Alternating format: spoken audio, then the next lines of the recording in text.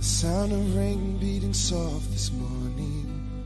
Wake to smile at a new day dawning and say, I'm gonna cross that river today.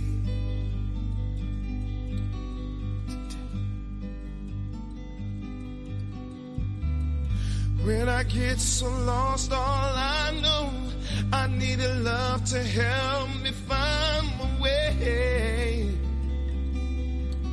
Give me strength to say, I will climb the mountain. I gladly walk from sea to sea. Not afraid to cross the river as long as you're with me.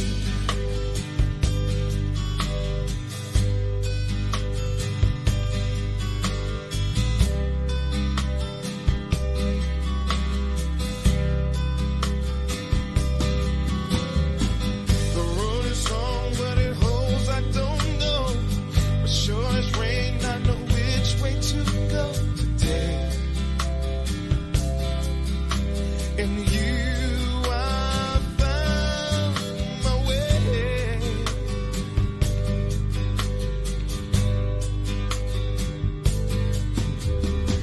I never thought that the dream would find me, but in your eyes I see all that I can be.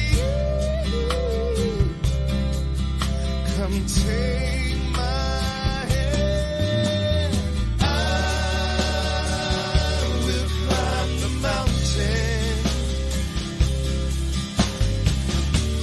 I gladly walk from sea to sea, yeah. I'm not afraid to cross the river as long as you're with me. My dreams came true when you came into my life, and all I do is think of you. I can never be lonely. My dreams came true as we sail the open seas, and now I've been across the river, and you were there with me.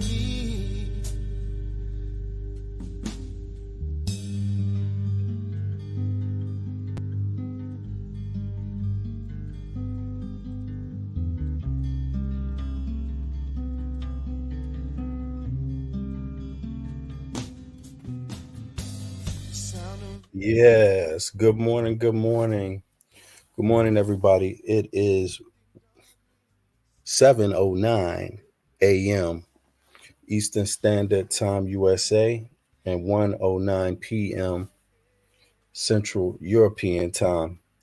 That's the EU, Western Europe. And I just wanted to do this little short stream, and it's pretty obvious what this stream is about. The stream is pretty simple. It's about this, saying thank you. Thank you to the subscribers. Thank you to the members. Thank you to all the decent folk out there on YouTube. But it's deeper than that too, because I wanted to highlight some folks that I really came across, and I was like, wow, they are doing some great work out there in the community. And it's some sisters, not only sisters, but it's some sisters that I wanted to acknowledge that I just came across, not by chance, maybe by chance on one side of it, but also due to their hard work and dedication. And so I'm going to pull up something on the screen. Oh, let me see something. I'm going to read the comments in a second, but Chris wrote, Hope Zoo is released from all charges and set free from jail soon.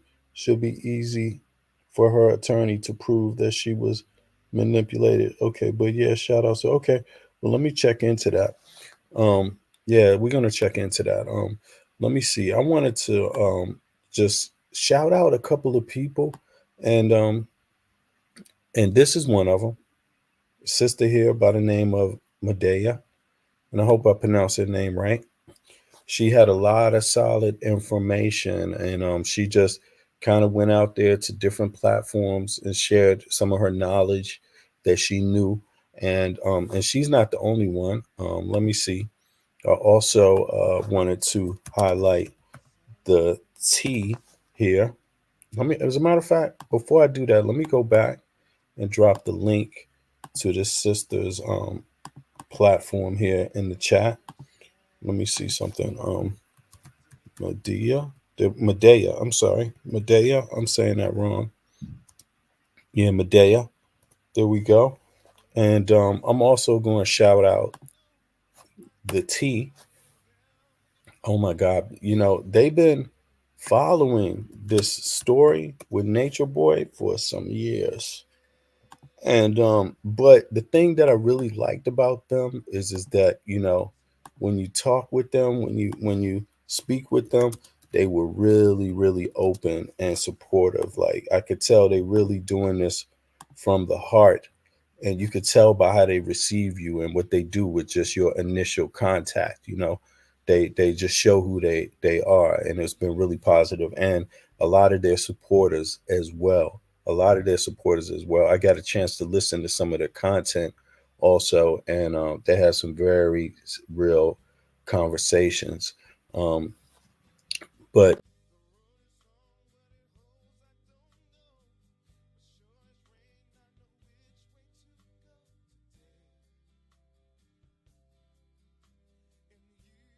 yeah, sorry about that. Medea, she had something, a convo that I thought was worth mentioning, and this was last night. Sorry about that, y'all. I kind of clicked out of my own stream for a second. Oh my goodness. But she had a good conversation late because she was busy. She was down there in the court, you know, and in the conversation, one of the things that came up in that conversation, I couldn't hop up on her panel at the time, but because I was at work myself then, but she mentioned something that I also wanted to highlight, and that was is that within that conscious community or a certain segment online, a lot of the brothers have are not really pointing out the flaws when they see it, you know, and that could be an issue for anybody. There's some sisters you can obviously see some sisters are in trouble and don't can't see the woods from the forest, you know, can't see the trees from the forest, and then there's a lot of brothers, they may not feel like they're in danger by not pointing out some of this bad behavior, but that may not be true. You could be in danger too. And a lot of them maybe you're not just pointing out bad behavior when you see it. And I just wanted to let these sisters know and brothers that go to these platforms that I get it. I understand that. And I hope y'all, you know, continue to support us over here because we got some decent sisters and decent brothers over here that we do talk about this stuff. And but we also rely on others that's been doing some real hard work. So I just wanted to acknowledge them. And also, shit, there's also some other ones. Now, this is not a personality thing here that I'm talking about. There's also Nick at Night. She's been covering these things, and people, you know, I understand different people on YouTube maybe have their different preferences, but at the end of the day, doing some of the hard work is also necessary. So that I just wanted to say I appreciate all of them and thank you because a lot of the knowledge, even up at the last minute, I wouldn't have a damn clue myself. So it takes a community. You see what I mean? So that's what it's about. Yeah. So let me read some of the comments. But first, also, I want to thank my subscribers, the ones that's been supporting me and bringing knowledge to my platform.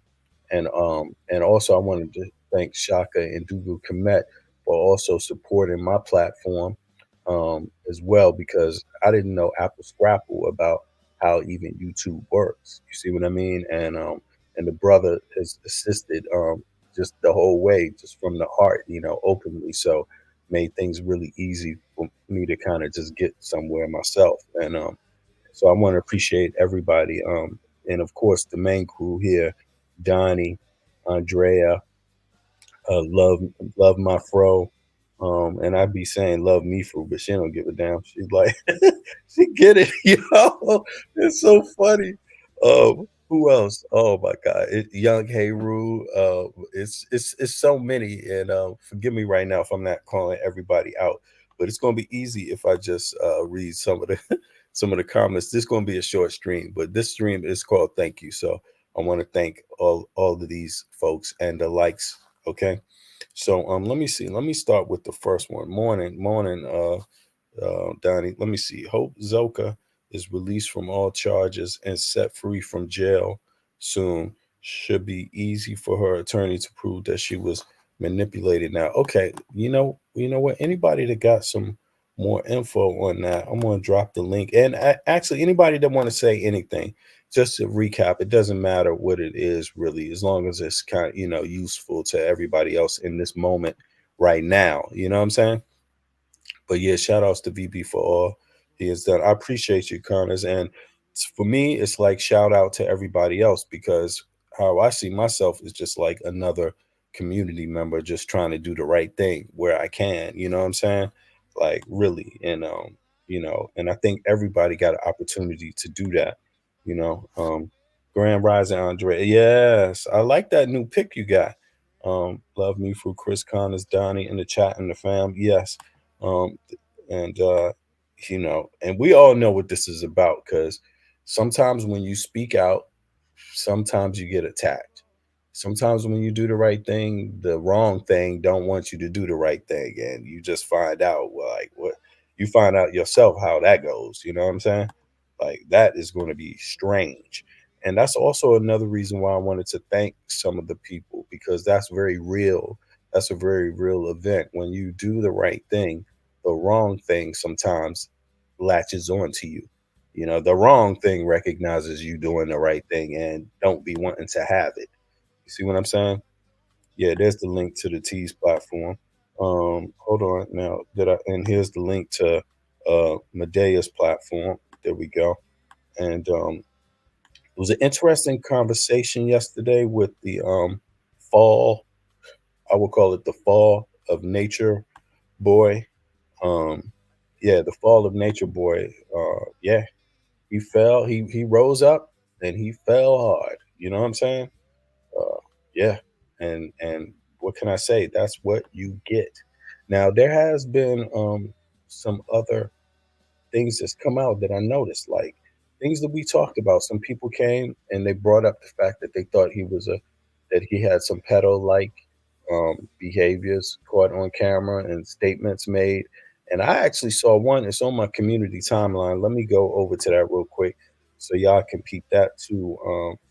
And this is one of the things that prompted me to, to say thank you to some people because look, and what I mean is, look, here we go, sweet, sweet mom for life. Oh my goodness, I'm not going to play this, but you do not want to know, or you do want to know what's inside of this video. So, homeboy is up there shaking his wang wang off in the little girl's face. That's what it is, and also equally troubling. There's some women there that just laughing right along with it, yeah, kikiing right along with it. Um, yeah, it is troubling. It is really troubling. And sometimes when yo, what's up, Shaka? Peace, peace, bro. Yeah, anybody can hop up also. But sometimes when you see this, here's the link to that video right here. It's troubling. I watched it. What can I say? You add this video and you mix it up with the one of him saying, I make love in front of my kids. I do this with my kid. He after I'm paraphrasing, get off, my son comes up and grabs my thing. It's you combine that video with this video right here. Y'all all know the video I'm talking about because today I'm not going to be playing a whole lot of videos. It's just a short stream, just talk, and some links, but and some shout outs. Um, when you combine this video with that other Nature Boy video where he's standing there half naked, talking about I make love to my wife, and when I'm done, my son comes and grabs my thing. I let him do it. You combine this video with that video, I don't understand it. I don't understand it. It looks very pedo like to me. Very, very strange. But oh my goodness, let everybody be the judge themselves.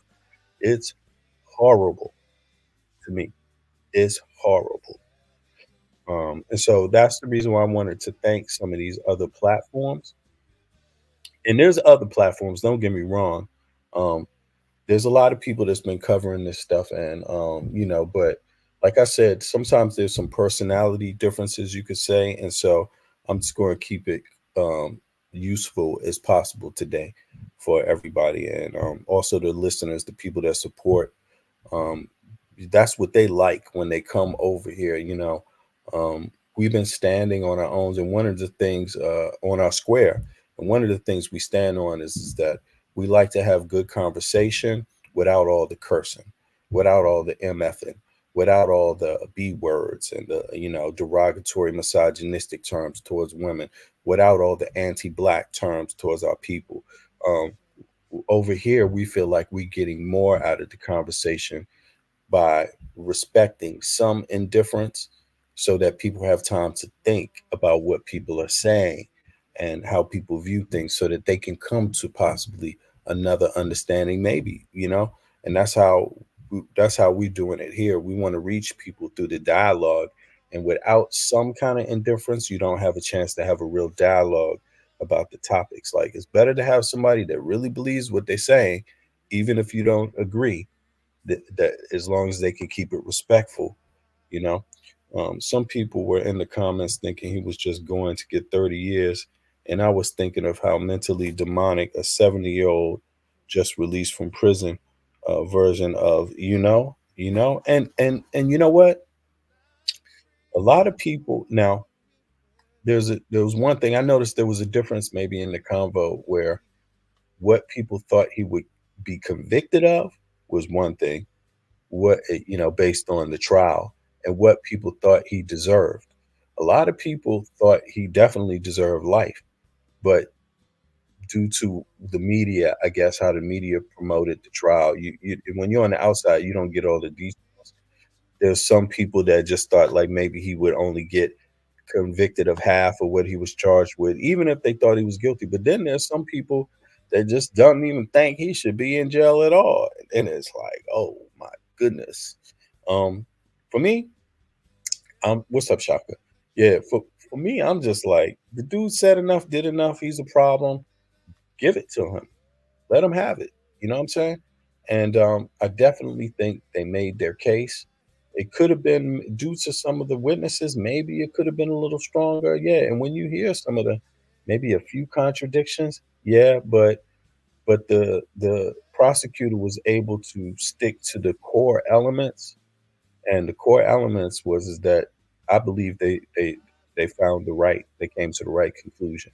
I believe they proved great. I believe they proved what do they call it?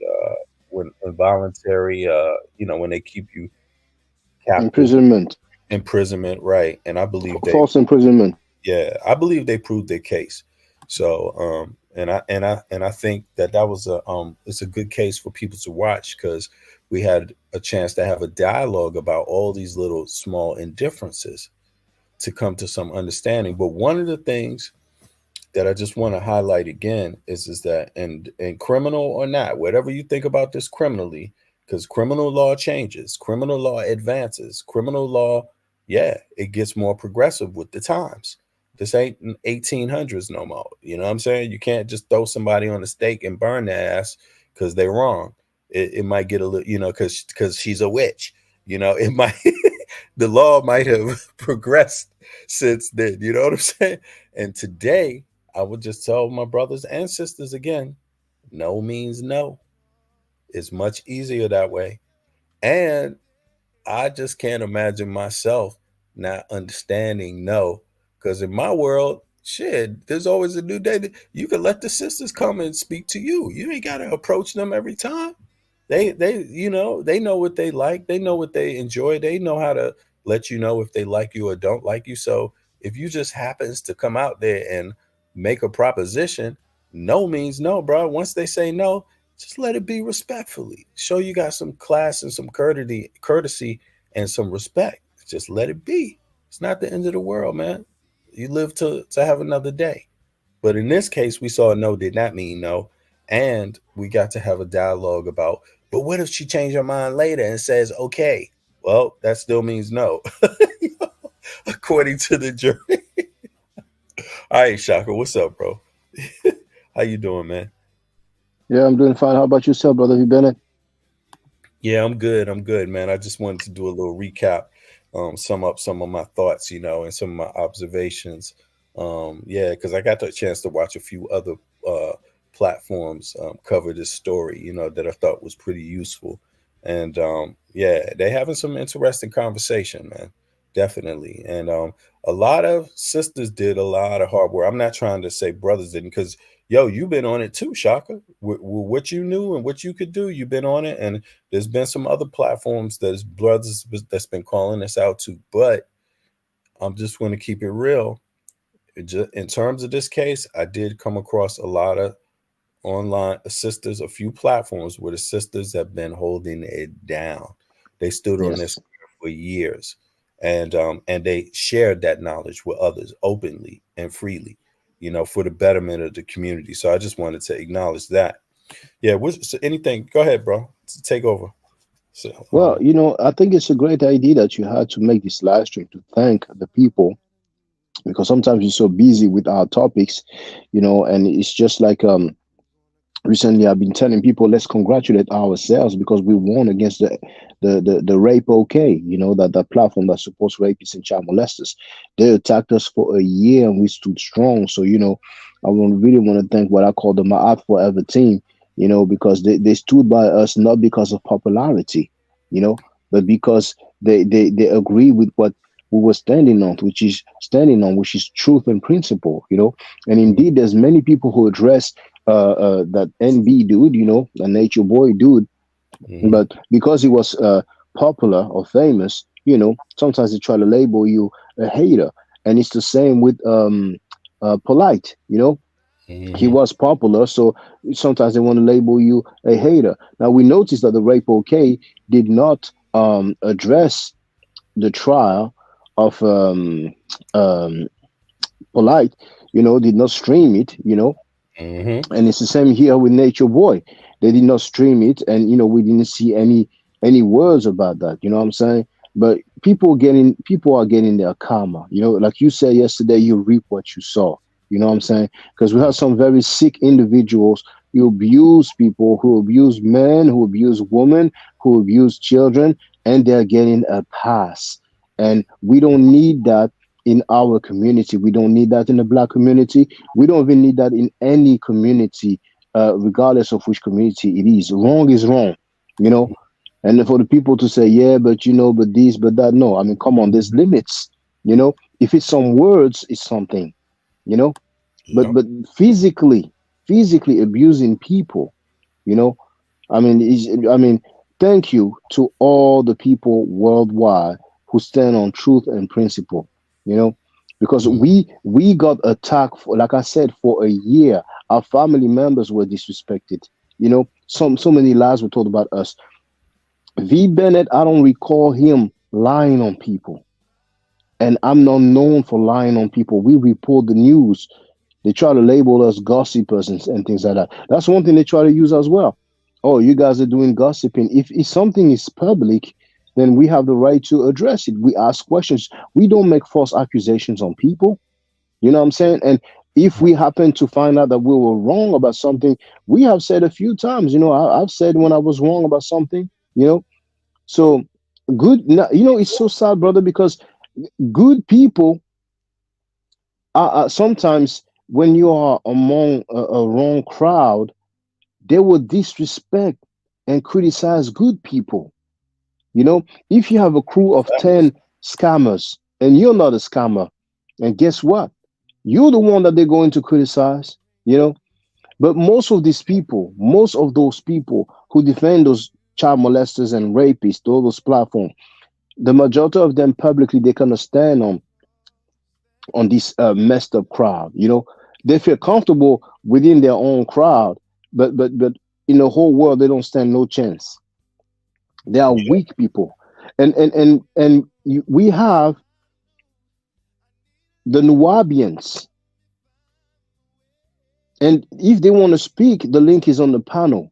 You know, I mean that's not my channel, but I'm just saying, Nuwabians, the majority of them, if not all of them, and it's safe to say that all of them do support Malachi York. Malachi York is a serial rapist. That's why he raped boys and girls. He sodomized them. He gave them STDs. He gave them herpes and chlamydia. And today, in 2024, we have some people who support him. Filthy Frankie Scam Cheddar supports him. His moderators also support him. How is it possible that people call that a conscious community? How is it possible? How is it possible that in 2024 you have a whole platform headed by this disgusting Filthy Frankie who speaks sexually about a child, and they defend Malachi York, a serial rapist? We look so damn bad. Can people show me a platform of Asian or Europeans or any other community, Chinese people, who support a serial rapist? Can somebody show me that publicly? Can somebody show me that? And they call that consciousness. And they attack people who disagree. So today, if you don't support the serial rapist Malachi York, they go against you. I mean, I'll leave it there. And even if you can show other people that do that still doesn't even it's just like you can show it, but what about your community? We're talking about the community that affects us, that we are confronted with every day. That's what you're supposed to do. The Dalai Lama is in trouble. He's getting a lot of heat. They get a lot of heat, the Krishnas. You know what I'm saying? But I'm not a Krishna member, and I don't see no Hare Krishnas running around me. You see what I Well, they mean? gave him a pass. They talked about it when it happened, and now that's it. He got a pass. But that was so disturbing. For those who wonder, you can look it up. The video is And there. that's hella ironic, though. That's hella ironic, however, because anyway, I don't want to flip the subject, but KRS One was promoting the Hare Krishnas at one point. Think I'm about sorry. that. I'm sorry. What was he promoting? KRS One. Just Google KRS One and Hare Krishnas, man. It's not only Who that is Harry Christmas? What's that? the Hare Krishnas. It's the Dalai Lama folks, right? Ain't that them? Look, I don't know what the hell Okay. that called. Well, Let me find it. Let me find it here you since you, I'm you trying know to you know you know what I can say is that KRS One is a an artist that's been there for a long time, and he had a lot of nice songs. But what is sad is that he's on tape, not just defending Africa Bambaataa, but he said even if our leaders are wrong, they should be supported. We covered that. It's on my channel. He said that once again. KRS-One said that even if our leaders are wrong, and I forgot if he said wrong or guilty, but I think he said wrong, they should be supported. But for those who may not know, the Dalai Lama is on tape asking a a boy to suck his tongue. He put his tongue out and he asked the boy to suck his tongue. Now, Cardi B spoke against that, and I respect Cardi B for speaking up against that, because a lot of celebrities did not speak on it. That was so foul. Look at this. You see, I'm not just talking this stuff, man. Really. Look, Yeah, but KRS. no. Now, if it's Krishna is a deity, in Hinduism, Oh, really? or Buddhism, It's one of the two. Buddhism. That's what Yeah, I'm yeah, saying. And you see yeah. But that? that's not the Dalai Lama. That's No, the no. But you see, Hare Krishna, Dalai Lama quotes yes. Hindu. You see, Hinduism and Buddha. You see, it's like Mm. there's some kind of. I was just saying, and he defended Bambaataa. I mean, it's just ironic, is what I'm saying. Like when you were saying, do other communities have this kind of thing? And I was like, the Dalai Lama popped up in my head because they get some heat. they've been getting some heat, but like you said, they're protected. But it just popped in my head that it's ironic because KRS-One been talking about the Hare Krishnas, and Bambaataa. I mean, what's the likelihood of that? That's by chance? I don't know. No, brother. He damn sure if you, didn't condemn Bambaataa. And that's what people are talking about when they talk about brothers. You see what I mean? Like, Bambaataa was right on his menu, and he defended him. So when these sisters come out here and say that brothers are not stepping up, the ones that have the opportunity, I'm just saying, that's all. But go ahead, take over. You still there, Shaw? Okay. Yeah, can you hear me? You don't hear me, brother?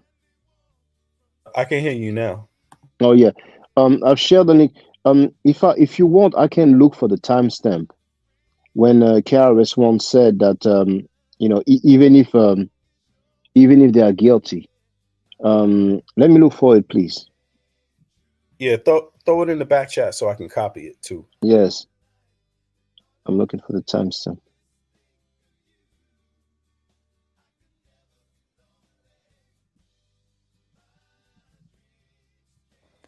Today.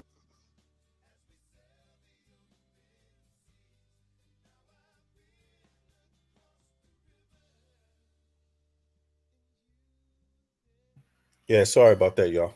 2 seconds. Yeah.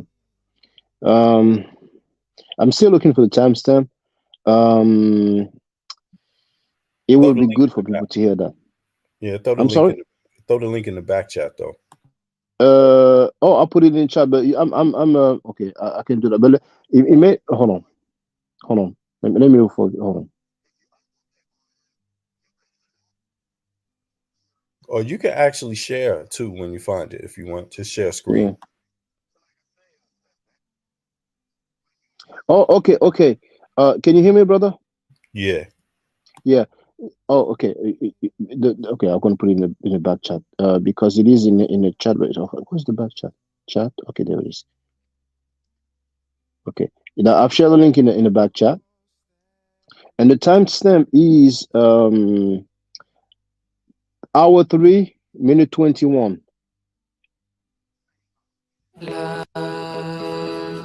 As a matter of fact, okay, and yeah. As a matter of fact, no. Hour 3 minutes.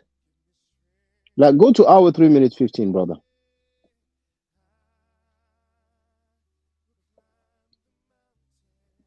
Hour 3 minutes 15. You were here say.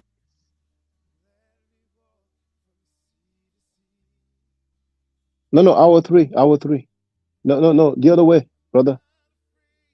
The other way. No, can you hear me, VB? Yeah, this is not the video. Yeah, yes, but you move forward. Hour 3. Move forward. You don't see it. Hour 3. Oh, 3 hours. Yeah, yes. Okay. 3 hours, yeah. Just 3 hour mark.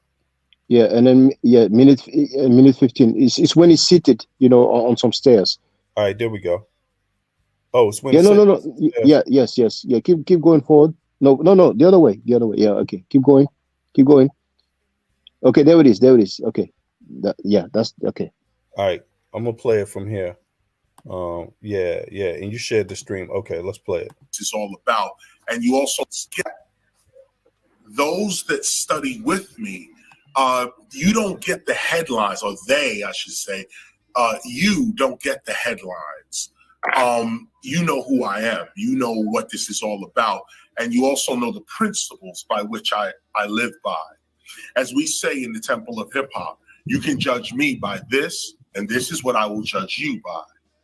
It's not about what I believe or what you believe. Or for the record, I would not judge him by a book. I would judge him by his actions and his words, but let's continue.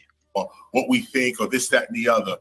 To build a culture, we have to establish certain principles that we are not going to go beyond. We have to establish these principles. So this book, The Gospel of Hip Hop, establishes those principles. Those that don't want to have anything to do with this, fine.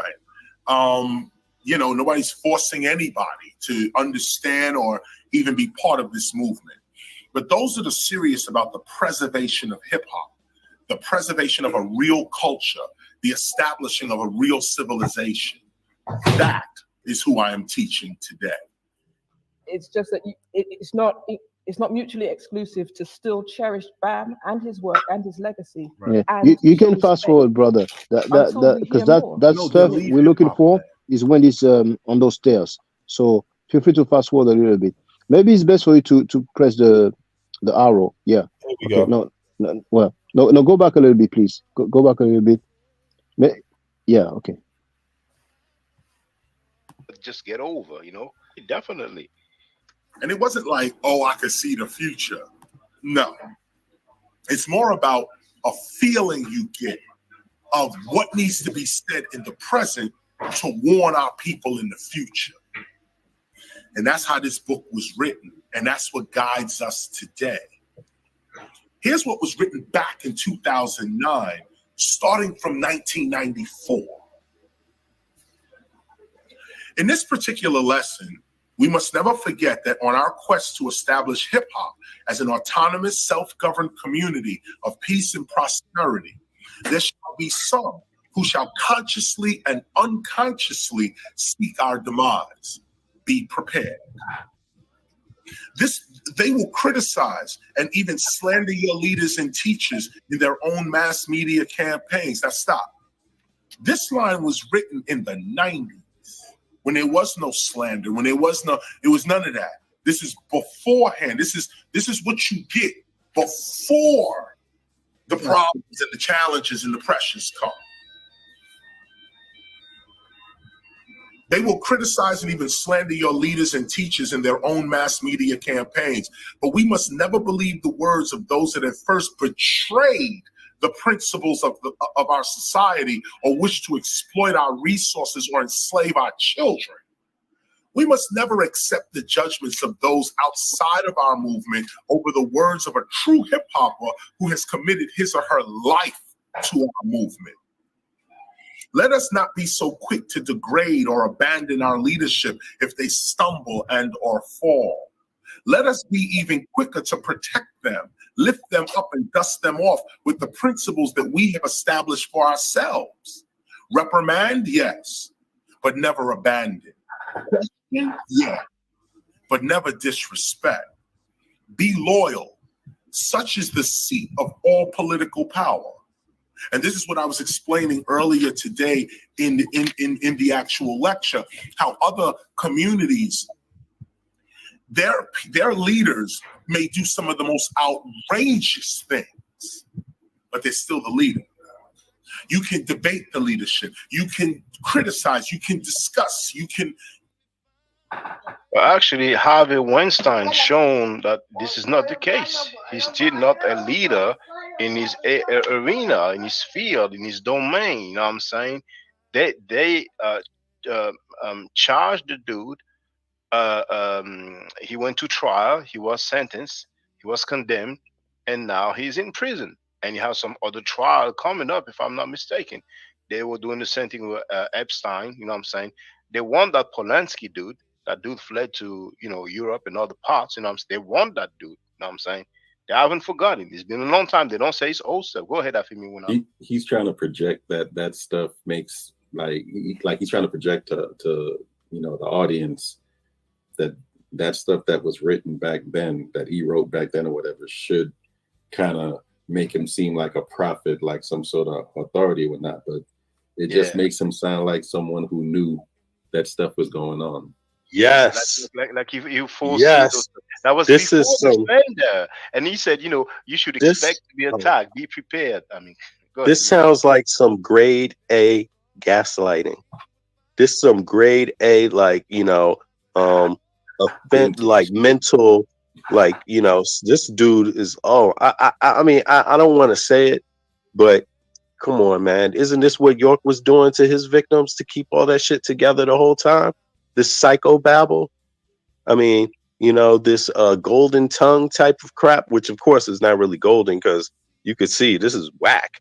This is troubling. Like this woman who interviewed him, she was a genius for letting him talk. Because he did more to himself in this talking than anyone would have known if he just shut up. He destroyed Yeah. his legacy. Oh yeah, he did shot himself in the foot more than once. Definitely, that's the least we can say, man. I mean, damn, like no, I almost said Breakfast Club. The Drake champ. Yeah, he could have tried to, what I'm saying, smoothing the edges. Well, I don't know if you said that in English, but I recall that he wrote something, about the situation. You know what I'm saying? So that was in writing, but here, indeed, he's speaking, and you would think he would do better, but but who knows? Who knows it? That was before the Drink Champ episode. But damn, man, that's horrible, man. KRS-One, this is really horrible coming from you.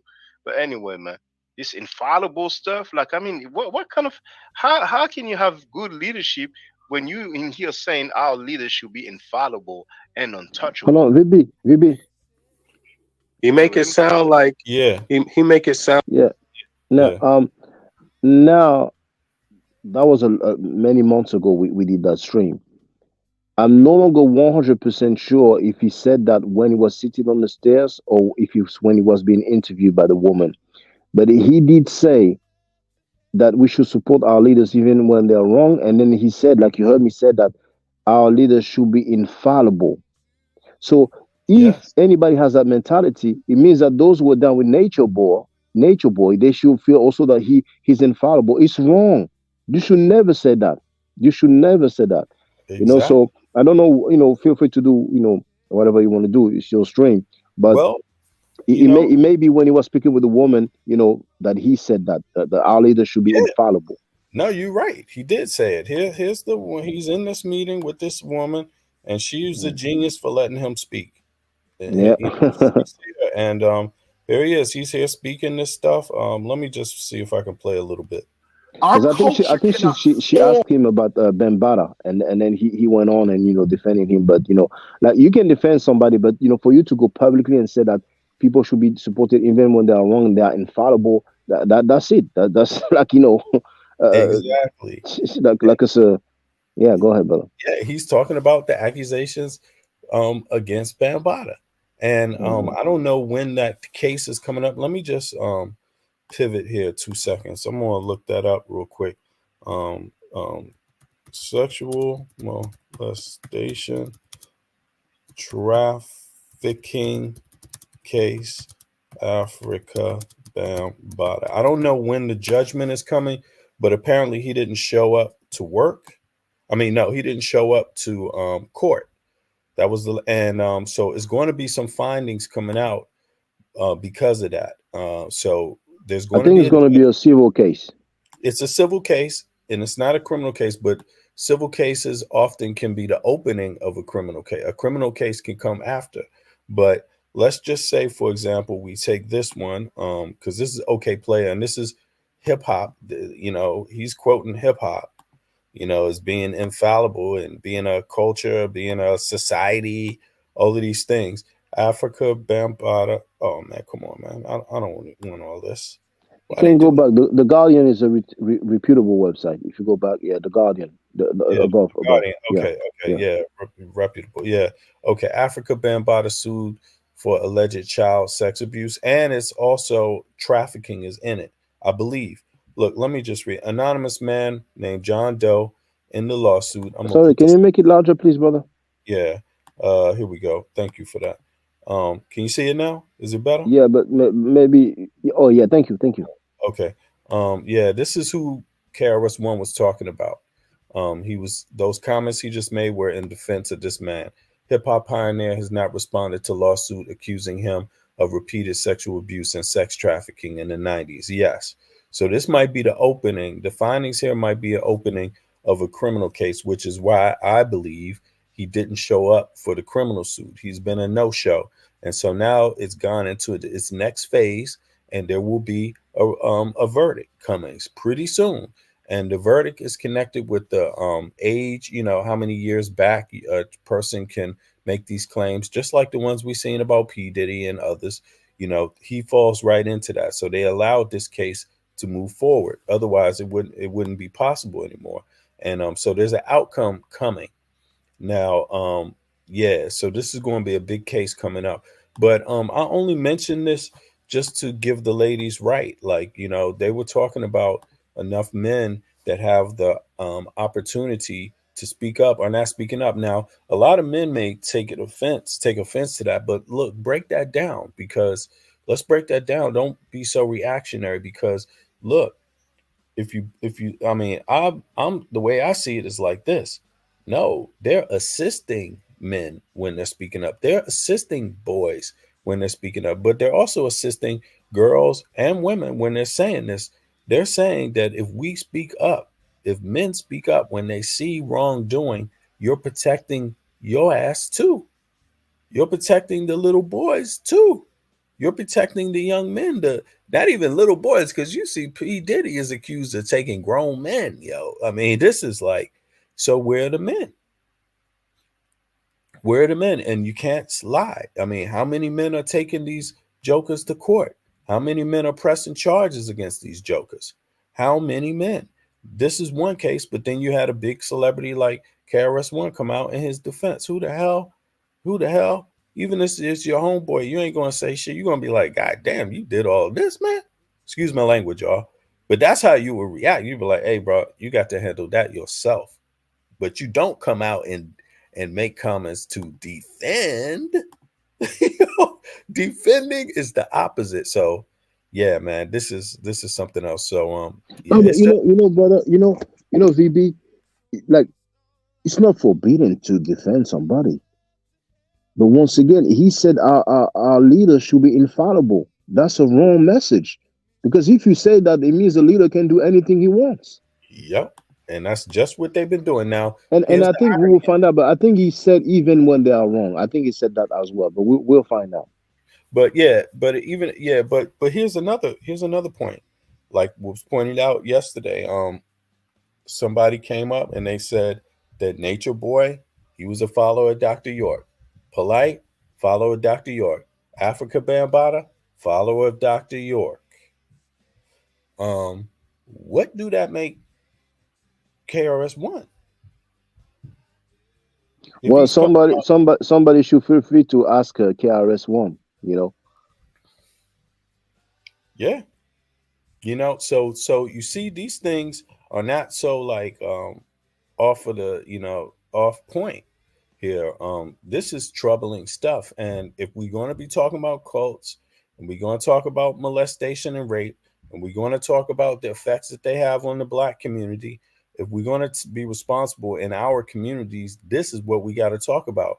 And women have every right. The women that spoke out, that I mentioned, and that when it does come a time when they say here and there that, hey, there's maybe not enough men speaking out, don't think of it as don't react and be like, hey, what's wrong with y'all ladies, man? This is a gender war. Nah, think about it. They protecting your ass too, because this dude is one of them. And who is he alleged to have gone after? Little boys, teenage boys, hundreds. Not in the civil case. There's only one John Doe in the civil case, but publicly many people have spoken. You see what I mean? Publicly, they've alleged that this man has 2 books with possibly 100 different pictures, photographs of teenage boys in it. You know how damaging that is? You know how much control? Think about this. You give a person that kind of knowledge about you, they're not just maybe sexually victimizing you, not just that, but they have that information over your head. They can blackmail your ass forever. And a lot of these people are alleged to be in the music industry.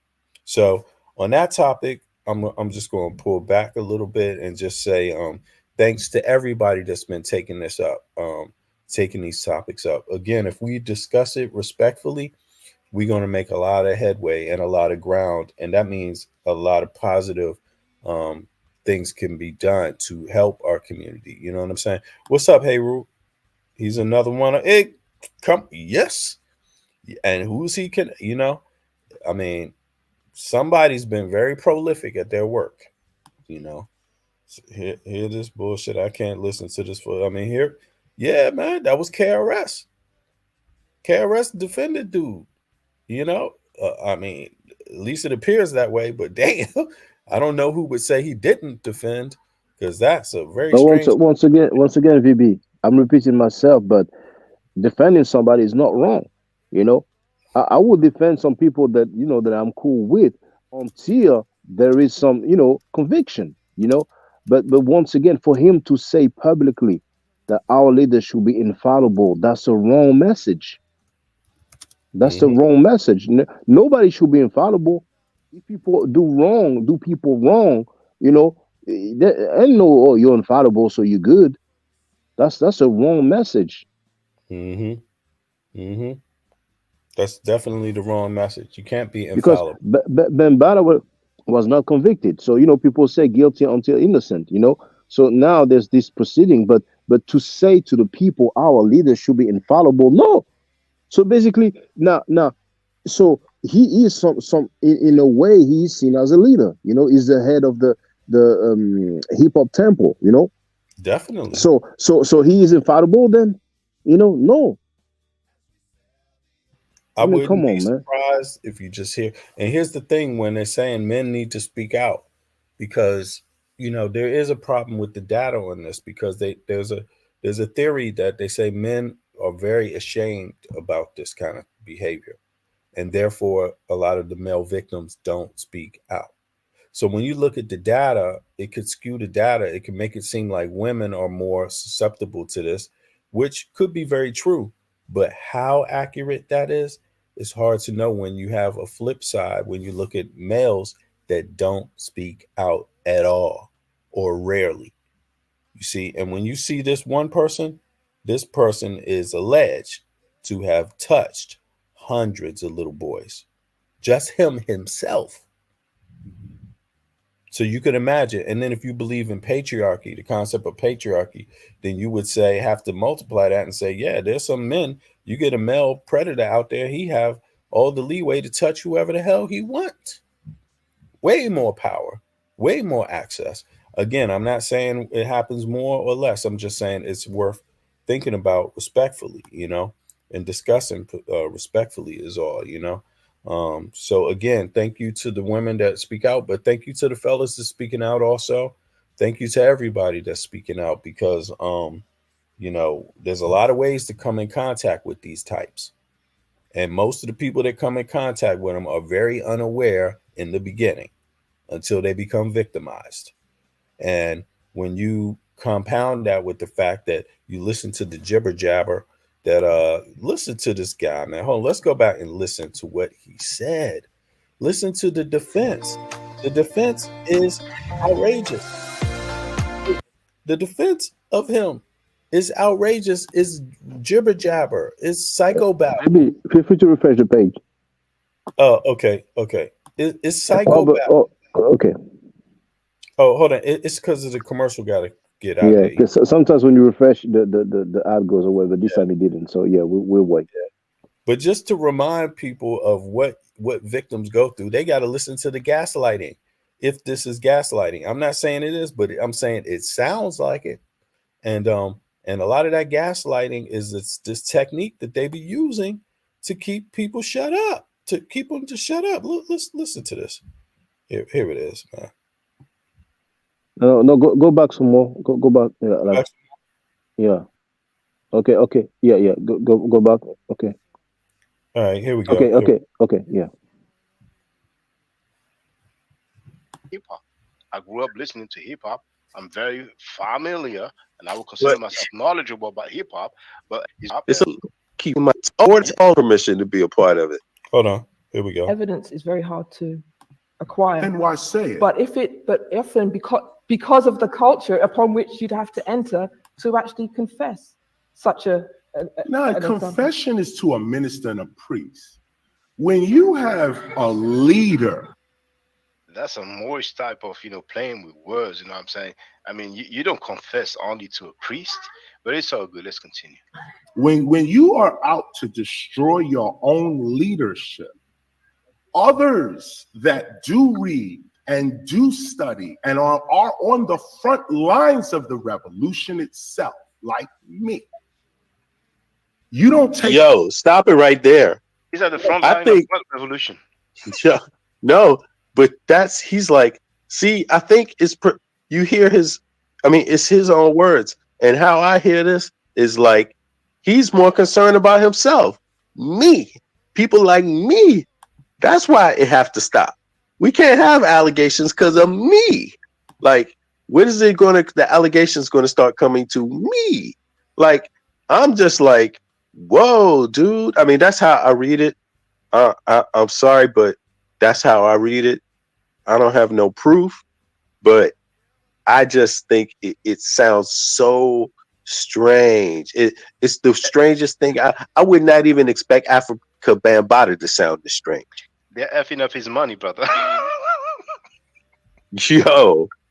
I'm like, Accusations lightly. Now, no, I will say unequivocally right here, right now, I hope for healing. As I wrote in my statement, I hope for healing for everyone involved. First, for those who are accusing Africa Bambaataa. Accusing. No evidence, no convictions. Okay, but we will at least give you the benefit of the doubt. You made these accusations against Africa Bambaataa. Okay, no problem. Bam, deal with that. I just think for balance that everything, both perspectives should be given.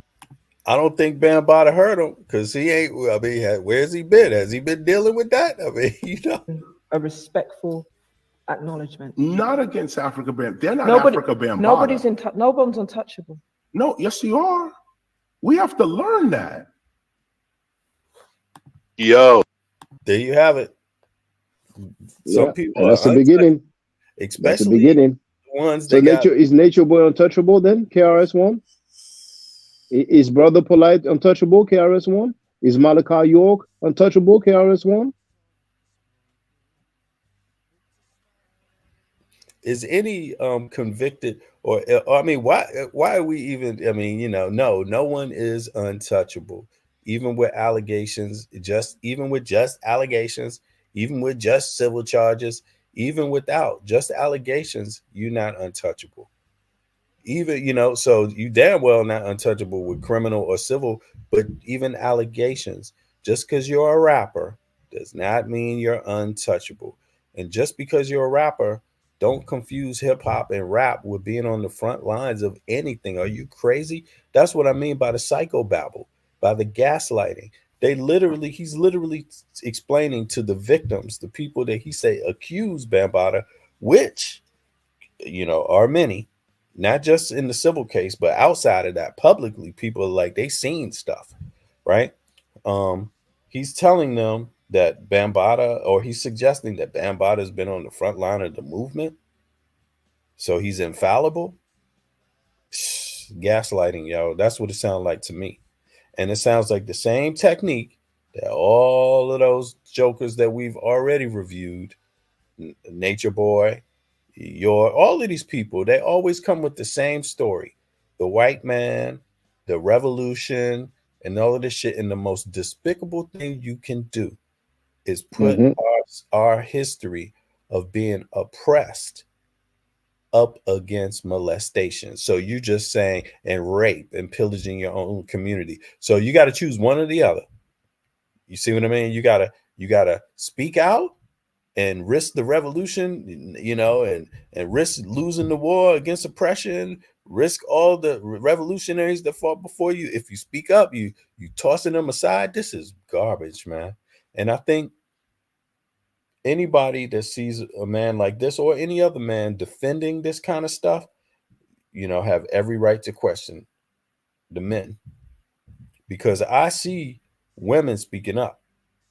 And I'm not saying that they're more victimized, because the data, again, can be skewed, especially if men are not speaking up when they should. The data can be greatly skewed. And again, they do have some data where most of the time when they show the data about rape cases, sexual assault cases, they look at it and they say, be cautious, because the data can be skewed, because there could be that a lot of men do not report it and do not speak up because of the shame associated with it, you know? So I just wanted to say that. So thank you for the sisters that have been speaking up. even with Nature Boy. I mean, but it's not disconnected. A lot of these folks are interconnected, whether they like it or not, whether it's by choice or not, whether it's by coincidence or not. They all seem to have the same type of words, similar structure. KRS got the Temple of Hip Hop. What a coincidence. Malachi York had a temple. I'm not saying that equals the same thing, but what a damn coincidence. He's out there defending Bambaataa, who's the follower of Dr. York. Admitted one. I mean, you may as well be defending Polite. You may as well be defending Nature Boy. You see? So it just looks very strange, but let me take this off the screen. Let me take that back down. No, hold on. Please play a little bit more, please, because he just talked about untouchable. Yeah, just a little bit more, please. Okay. We have to learn now. No, Acknowledgement. not against Africa Bambaataa. They're not Nobody, Africa Bambaataa. no one's untouchable. No, yes, you are.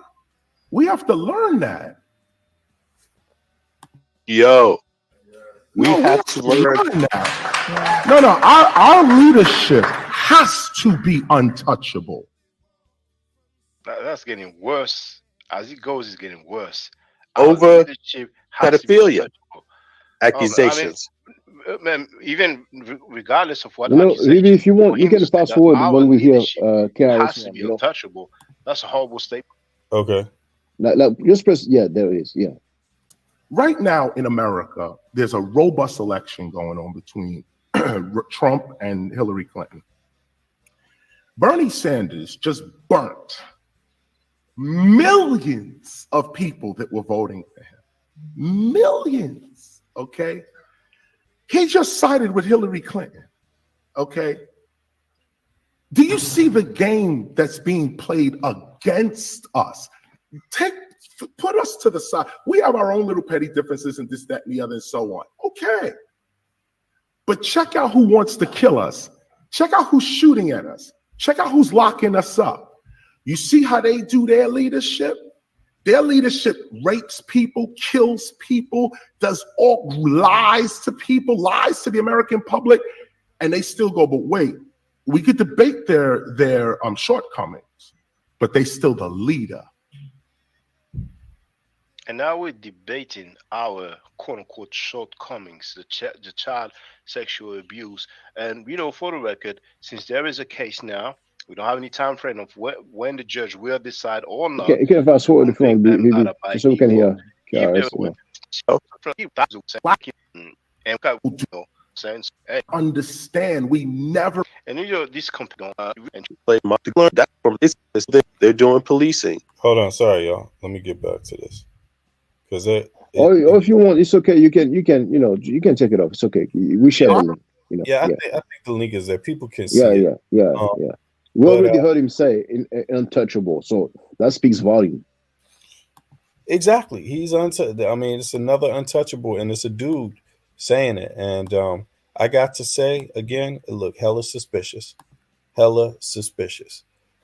don't see. I mean, if I was an investigator, I wouldn't be I would be looking at dude like, damn, like, what's up? Like, what are you hiding?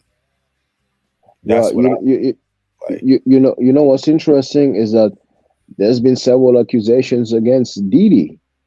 So, I mean, there's good and bad everywhere, but in New York, with the hip hop movement, the United Zulu Nation, Africa Bambaataa, it seems like, there's so many things been going on. And when it comes to Africa Bambaataa, for those who don't know, there is Hassan Papi Campbell, from the Bronx, He's one of the people who came out publicly and said that, these things happened to him. You know what I'm saying? So some people were threatened, intimidated. One guy who accused Malachi York, accused Africa Bambaataa, but then he went back over there, And what's his name again? What's his name again? B. Stinger, but I forgot his government name. But his nickname was B. Stinger, if I'm not mistaken. He was cool with the crew. But Oh, the right. funny Beastie. thing, Yeah. yeah, He was yeah, a Zulu Nation member. yeah, and but the thing is that before he got back with them, he played a either a phone conversation or a message left on his voicemail when he was being offered basically he was being offered money, to stop, speaking up, but feel free, Phoebe. Right. That's what's been alleged. Um, yeah. That's what's been alleged. And if for people that want to follow up on that, you can go to you can check out Layla Will's coverage of that. I'm gonna put that in the chat also, because she did a big documentary on this, and she got a lot of stories, self confessions, and people that are speaking about this case. Let me see. Trapped in the culture. Yeah, Trapped in the Culture. And the original name was called I think it was called, what was the original name of the doc? It changed to Trapped in a Culture, and at first it was called The First Gay Hip Hoppers or something. I don't know. I'm sorry about that.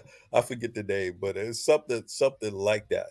But apparently Dr. York had his hands in a lot of early music in New York. Hip hop was associated with it. And you can see if you review it, even like Daddy L's talking about it. They talking about how some of these jokers aren't speaking up. Here's Hassan Poppy Campbell. He's in it. And it's very, very suspicious. So with the words that KRS is saying. Now you can see Africa Bambaataa got an unk on here, and KRS used to wear the unk a lot too. But this is not the Nuwabian unk. But here's a person who was a follower of York, who is the king of Nuwabiism, and he's rocking a slightly different unk. So don't think that they have to wear the exact same type of unk. And I'm not suggesting that people that wear the unk have a goddamn thing to do with him at all. No, that's not the case. But somehow these jokers were able, like a lot of movements, able to hijack some of the symbolism and mix it in some of the black symbolism and use it as a tool to get our own people to lower our guard and allow in predators and scammers. Hold on. Maybe, okay. Can you go down a little bit? Mm-hmm. I want to see the one holding the picture of Malachi York. Just go down. Go down. Yeah, so keep it going down. Keep going down. Keep going down. Keep on here. Keep going down. Continue.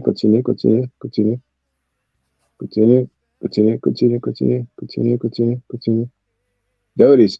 On the right. This is taken from the music video, The Originators.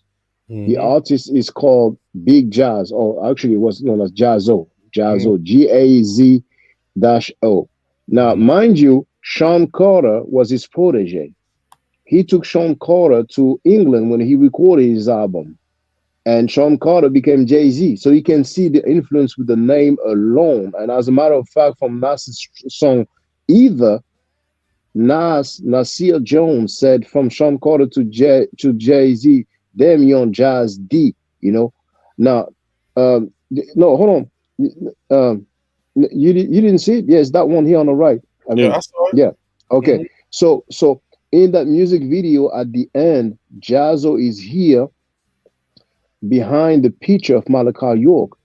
Jaz-O was a supporter of Malachi York. Now, I don't know today if he still supports him, but the question was asked with the interview that he did with Vlad TV. Now, Jay-Z was in that music video. I don't know if Jay-Z was once a supporter of Malachi York. You know what I'm saying? But just to tell you the influence. And once again, Malachi York was in Brooklyn, was very influential over there. But go ahead, BB. Mm-hmm. Yeah, he was very influential. Let me just open this up real quick. I don't know if this is anything good, but I'm gonna oh right, it's an article about 21 Savage also being somehow linked in. Let me see here. There's a lot of, well, the bottom line is, look, here we go. So don't think that York wasn't an influencer. And but the question is, he had a lot of entertainers that were part of the Nuwabians.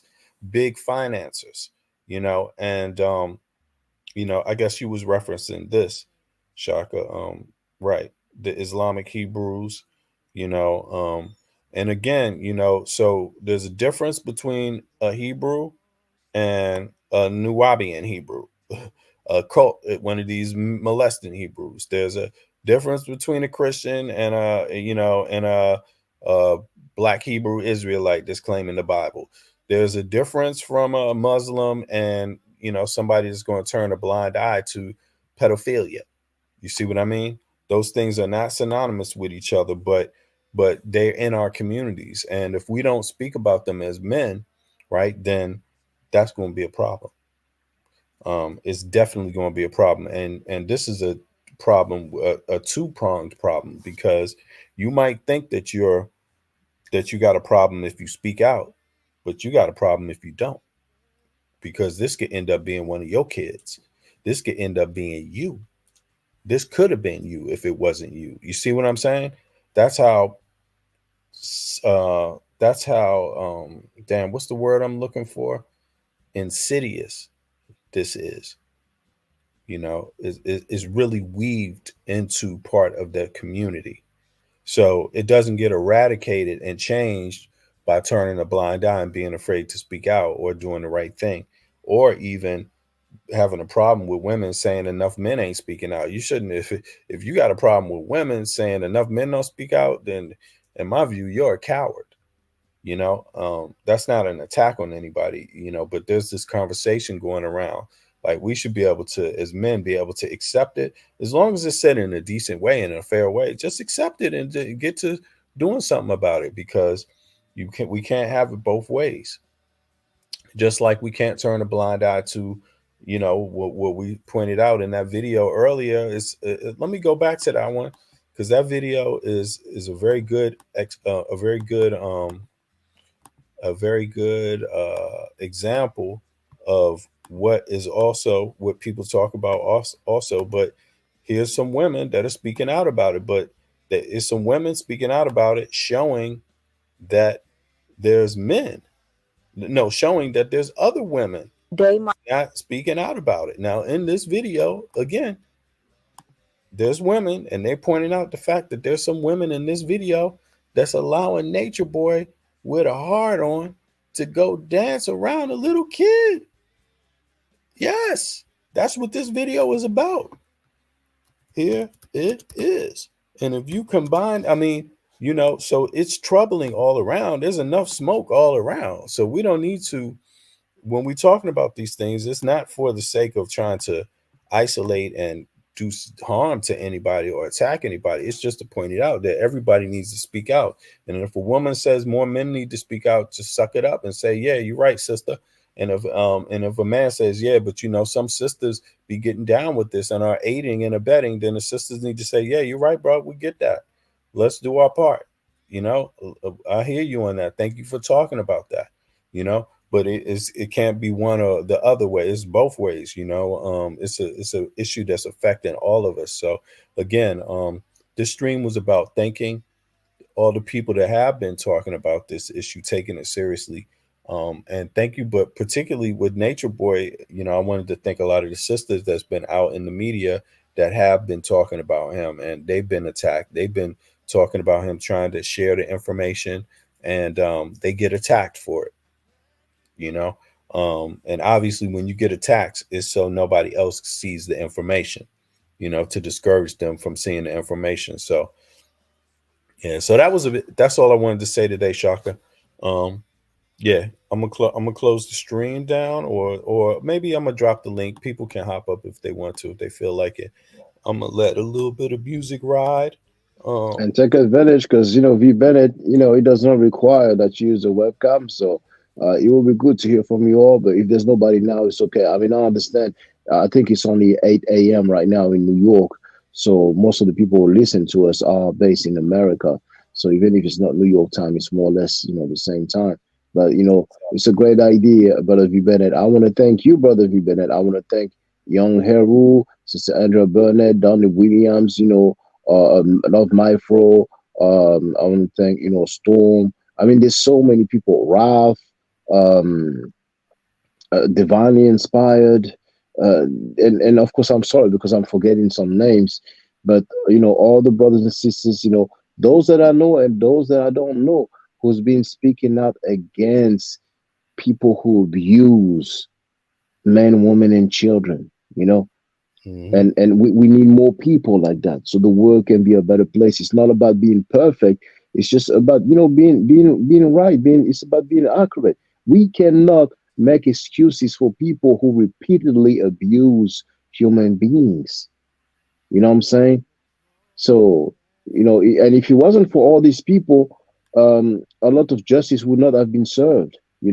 Some people are using religion to defend abusers, and some people are using culture like hip hop culture, like we heard KRS-One doing, which is sad. I mean, I'm not lying on KRS-One, but for him to say that our leaders are what did he say? Should be infallible. Infallible, yes. No, I'm sorry. We cannot be saying that. That's incorrect. But go ahead, VB, feel free. Yeah, exactly. So I appreciate you saying that too, Shaka. Thank you. And so I'm gonna let a little bit of music rock and for like a minute or two and just see if somebody want to hop on the panel and speak their little piece, and then I'm gonna be out. It's just a little short one. I'm gonna rock a little bit of my homie Giants music for a second. Here we go. And then read some of the look at the chat here.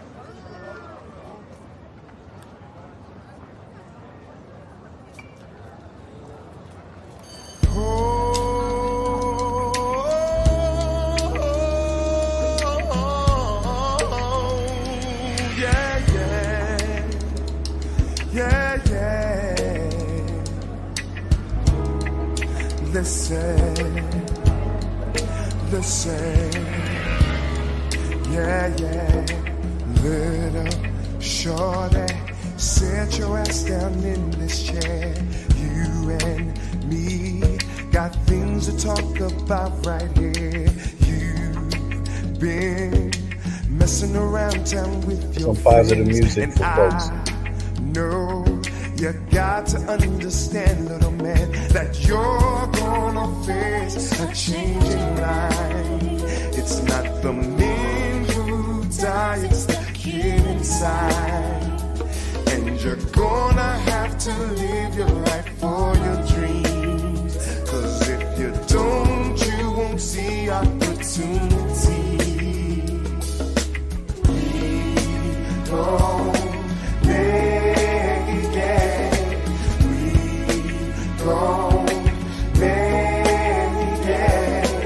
We don't make it. We don't make it. Now, here you're thinking that you're fooling me. You better think twice, 'cause I'm from these streets. Hold up on all the things you've been doing wrong. 'Cause you'll spend a lifetime in learning survival songs. 'Cause cops and robbers are everywhere. You're not the first on the block to be living real. So take the guns in the stash and put it all away. 'Cause all you need is some love from your family. Ooh, yeah. Go make it. Go make it. Go make it. Go make it. Sunday, go make it. Shorty, sometimes the world ain't got no sympathy. Beat y'all. Whether it's money or hoes, jiggers want to steal. Rumor has it that they ain't got no love for you. 'Cause your mama's fears is the tears Tommy cries for you. 'Cause you're gonna face a changing life. The confession of your life is your sacrifice. So take the guns in the stash and put it all away. 'Cause all you need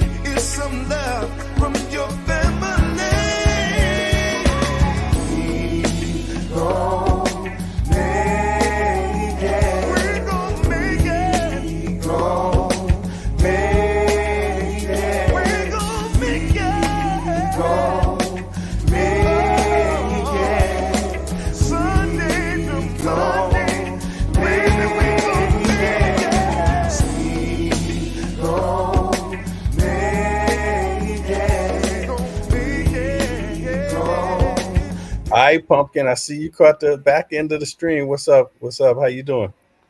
Oh, I'm good. I'm good. I'm not gonna stay long because I'm on my way out the door. No worries. No worries. What you got on your mind? Oh, I'm good. I just wait a minute. Why am I? It sounds like I'm echoing. Oh, nothing. You good? I just wait because I didn't you say cut off YouTube to stop echoing. But now Yeah, I'm yeah. okay. You got to stop your YouTube stream if you got another tab open. Yep. Yeah, wait a minute. Do I have to come back in? No. No, you don't have to. Yeah, I had turn another tab open. Wait a minute. Okay. Okay. Now I ended it. Now can you hear me now? Yeah, I can hear you. I can hear you the whole time. You good? Oh, okay. Yeah, because I was echoing. No, I'm on my way out. But you was talking about I was trying to watch both Nature Boy and that thing with Fonnie Willis down in Georgia. I was watching both today. I was doing both of them. Nature Boy got what I knew he was gonna get because he was stupid. He should have took the plea deal, but a lot of people don't take plea deals. They don't understand. If they offering you a plea deal and you don't take them, they're gonna go full force on you. They're going full force on you. So that's what they did. Same thing with Polite, but Polite took the lower charge. But I don't think he realized what the repercussion was after he get out of jail. Because if you listen to the video, because I listened to that again, and he was like, "Huh?" When they told him, he gonna register as a he could be remanded for life. They only did that. Yeah. And he didn't understand. They only gave him that lesser charge so the little girl wouldn't have to testify. Yep. And they fixed him on the end with the sentencing and registering for life. Yep. So he didn't understand. He wasn't as smart as everybody thought he was. And he was saying how smart he was, patting himself on, oh, I'm smart, this, that, and the other. No, you outsmarted yourself. You thought, oh, I didn't plead to sexual assault. And he wound up and listened to it. When I listened to it, and when I heard him, I said, "You dummy! You just don't know what you did." Did his attorney? Heard the sentence, he was did like, his attorney do it? Yeah, it did his attorney tell him. He's messed did his attorney tell him you could be remanded for life, brother? Polite. I guess he forgot to tell him that part. Yeah, I know. In New Jersey, they got something called civil commitment, and exactly they can get you. They can get you on so many charges. You don't know. He's done. He's done. He's done. Polite got civil commitment requirements. That means they're gonna civilly commit him. Yeah, they're gonna civilly commit him. He could be off the streets forever. Yeah, because I actually know somebody who that happened to, because the prosecutor was trying to make a name for itself, and the girl lied on him, but he had a statutory rape charge on him because he was 18 and the girl was in foster care and she was 17. To me, that was like two teenagers. And so the state put statutory rape charges on him, and it's a mess. He's civilly committed now. So it's crazy. Bye-bye. Yeah. Bye-bye, Tyrone. That civil commitment ain't nothing because they keep you there forever. He was in Avenel, New Jersey. That's where they have a prison for sex offenders, repeated sex offenders. That's where to go. He was harmless, but he made a stupid mistake when he was young. Well, actually, the girl was 17 and he was 18. If I had been his mother, I wouldn't have let him do that because that was too consensual, two teenagers and stuff like that. And she was weeks away from being. That's 1 year difference. That's 1 year difference. Yeah, and no, not even 1 year. She was months from being 18. Oh, okay. And they did that. They put him for statutory rape. But they say when the state does that, because she was a foster kid. He How was old was? 18. She was There you about go. to be 18. Yeah. The girl, So the girl, that was an she was abuse of the law. 17 months from being 18. Huh? That was an What abuse of did the you law. say? It was an Exactly. abuse of the law. Yeah. That should have never been and I think because he got locked up for that, and then you go to those sex abuse classes, I think his whole demeanor changed. He's like, F it and everything. And he got accused of something. He was out, he got accused of something that he didn't do. And they found him not guilty for it, but the prosecutor was mad because he couldn't make a name for himself. He lost the case, and the guy had a public defender. So the prosecutor was upset because he lost his case to a public defender. But that man was really good. That's why I tell people all the time, all public defenders are not bad. And all, some really work and do their job.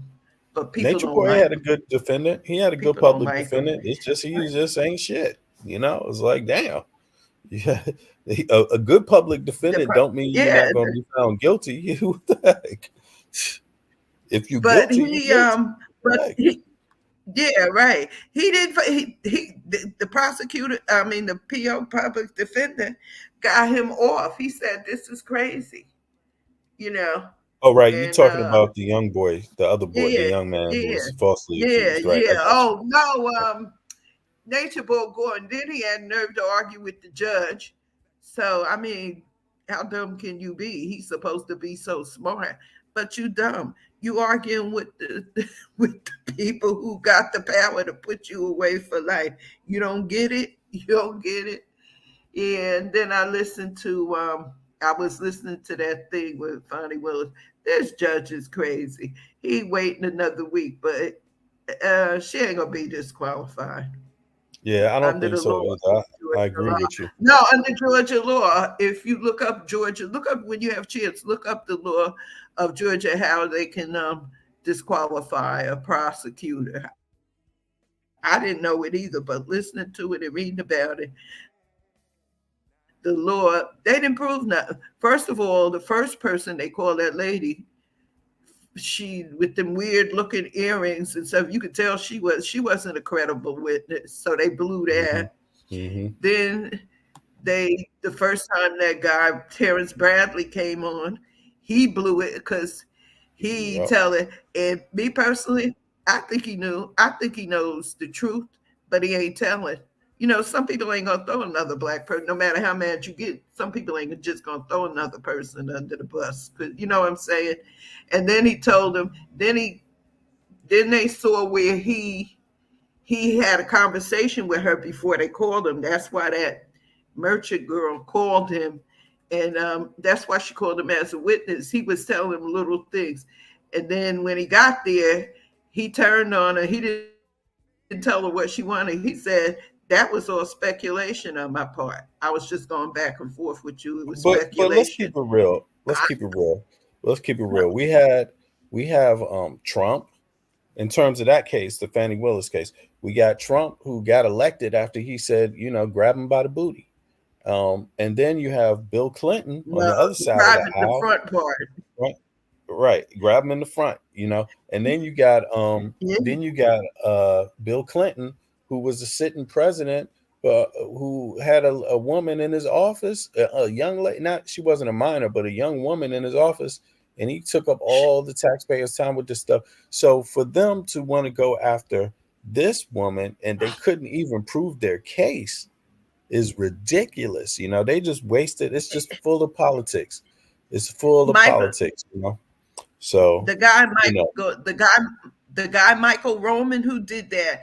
It's I'll send it to you, the link to it. If you listen to Michael Popak, he works with Midas Touch, and he was saying when he got a copy of whatever this Roman filed, he said it was written. Ashley Merchant, the lawyer he used, did not write it. He said he's seen Michael Roman's work because he's had cases where it was, and he said it was written by him. He's known for writing up briefs and different Fallacious. briefs and stuff. Right. And he does smear. I'll send you the link, or I'll put it up. Maybe I'll put it up tonight and you can check it. Yeah, do that. He's known. He worked with the CIA smearing people, and he said it. He saw it. He said this was not written by Ashley Merchant. It was written by him. He said he knew that Roman did it, and he was smearing them.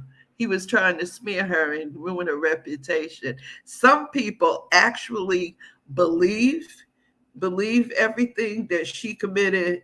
She committed a crime. First of all, it was a hearing, so she should be. There's no crime yet. She ain't convicted of a crime. They allege that she committed one, and they having a horrible time proving it. They just don't. Right, and she it looks bad. The whole situation is bad for them.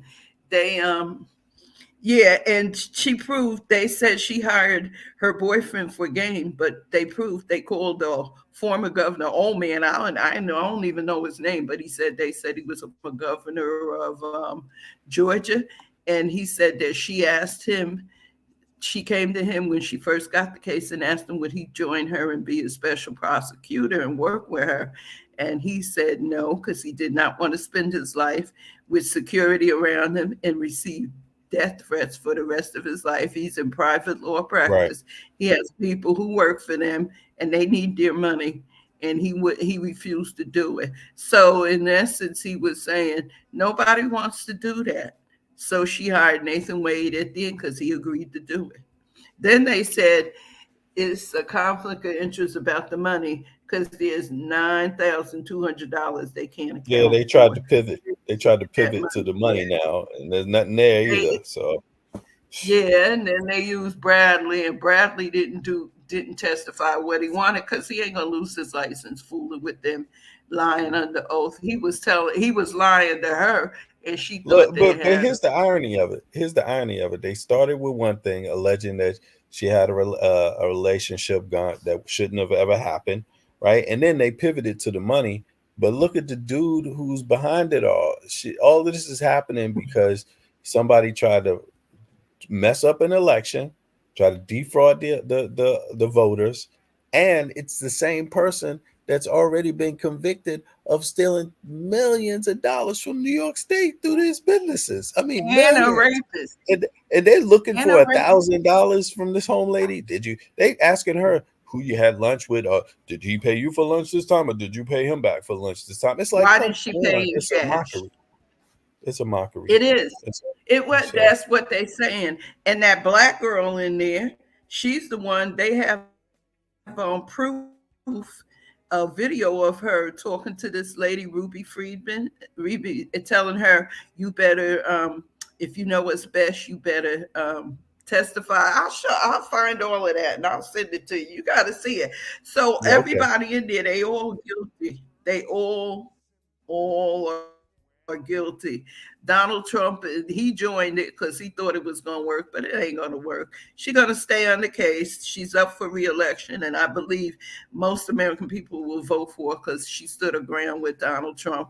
They said she shouldn't have been in the courtroom. Why was she in the courtroom for the final hearing? And she was passing notes to the guy who talked to her. And the other lady, I forgot what her name is, but that was there. I think she had a family emergency. She didn't show up. I tell you though, when you see this guy talking on her defense for Fani Willis and them, at first I said, Lord, where they find this man? I could get up there and talk better than he could. He was nervous at first, but then when he got to the end, he started. I guess he got more confidence and stuff. He started picking up, so he was good. And then all this shows me is a jerk. Like, I'm sorry, this is going to sound. I'm only talking about the U.S. right here with this one. Although it applies in a lot of different ways in a lot of countries, and you can flip the racial thing around or the ethnicity or whatever, however you want. But all it shows you is in the United States of America, a white man can get all this shit done that he wants. I'm sorry, but that's what it tells me. He can rob everybody. He can rape everybody. He can set up the system. He can do whatever he wants. You know what I'm saying? And I'm not saying that, again, don't confuse this with trying to make excuses for poor behavior for anybody else. I'm not at all. I'm in favor of everybody being held accountable. But Donald Trump, he just proves it all. He proves it all, you know. I mean, he proves it all. I'll be surprised if he don't get a monument put in his name, because, you know, that's what people want, right? That's what people want. There's some people that want him to get a damn monument. Oh my God! You know, so I'm just like, and his monument might even and them literally. shoes, I'm just, and them sneakers, I'm just through. I'm just through with them sneakers. If I want to slap you. You know, it's like he woke up one day and said, what can I do to slap black people in the face? I know what I'm going to do. I'm going to make some tennis shoes and say black people, that's all they wanted. You know, what the heck? They don't want reparations. They want Donald Trump high top tennis shoes. But you know what? All laughing aside, if I had some money to throw away, which I don't, I would buy a pair for them, because believe me, years to come, ain't nobody going to believe this mess. You're going to have proof, and they'll probably be a collector's side. They're probably going to end up, and he's selling bobbleheads. Have you seen the advertisement? He's selling bobbleheads. Oh my goodness. You're about to make me trip out right here. Go ahead. No, keep talking. Yeah, he's sitting there doing that. So anyway, so she ain't gonna be put off, and she gonna win the case, and she gonna get reelected, because people is sick of Donald Trump. They want him to go. So yeah, well, I'm glad that I'm glad that he got a chance to get his stupidity off. Hopefully, it wakes up more people.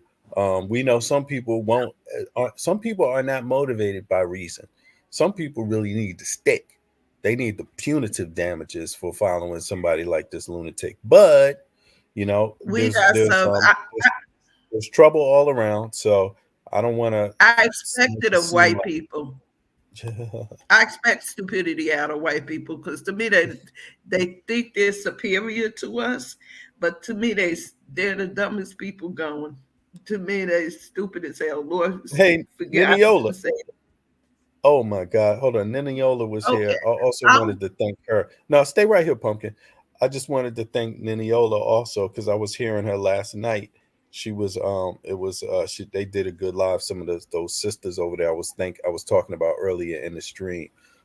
Yeah. Let me just drop this link in case she want to hop up, or anybody else, since Pumpkin got me here.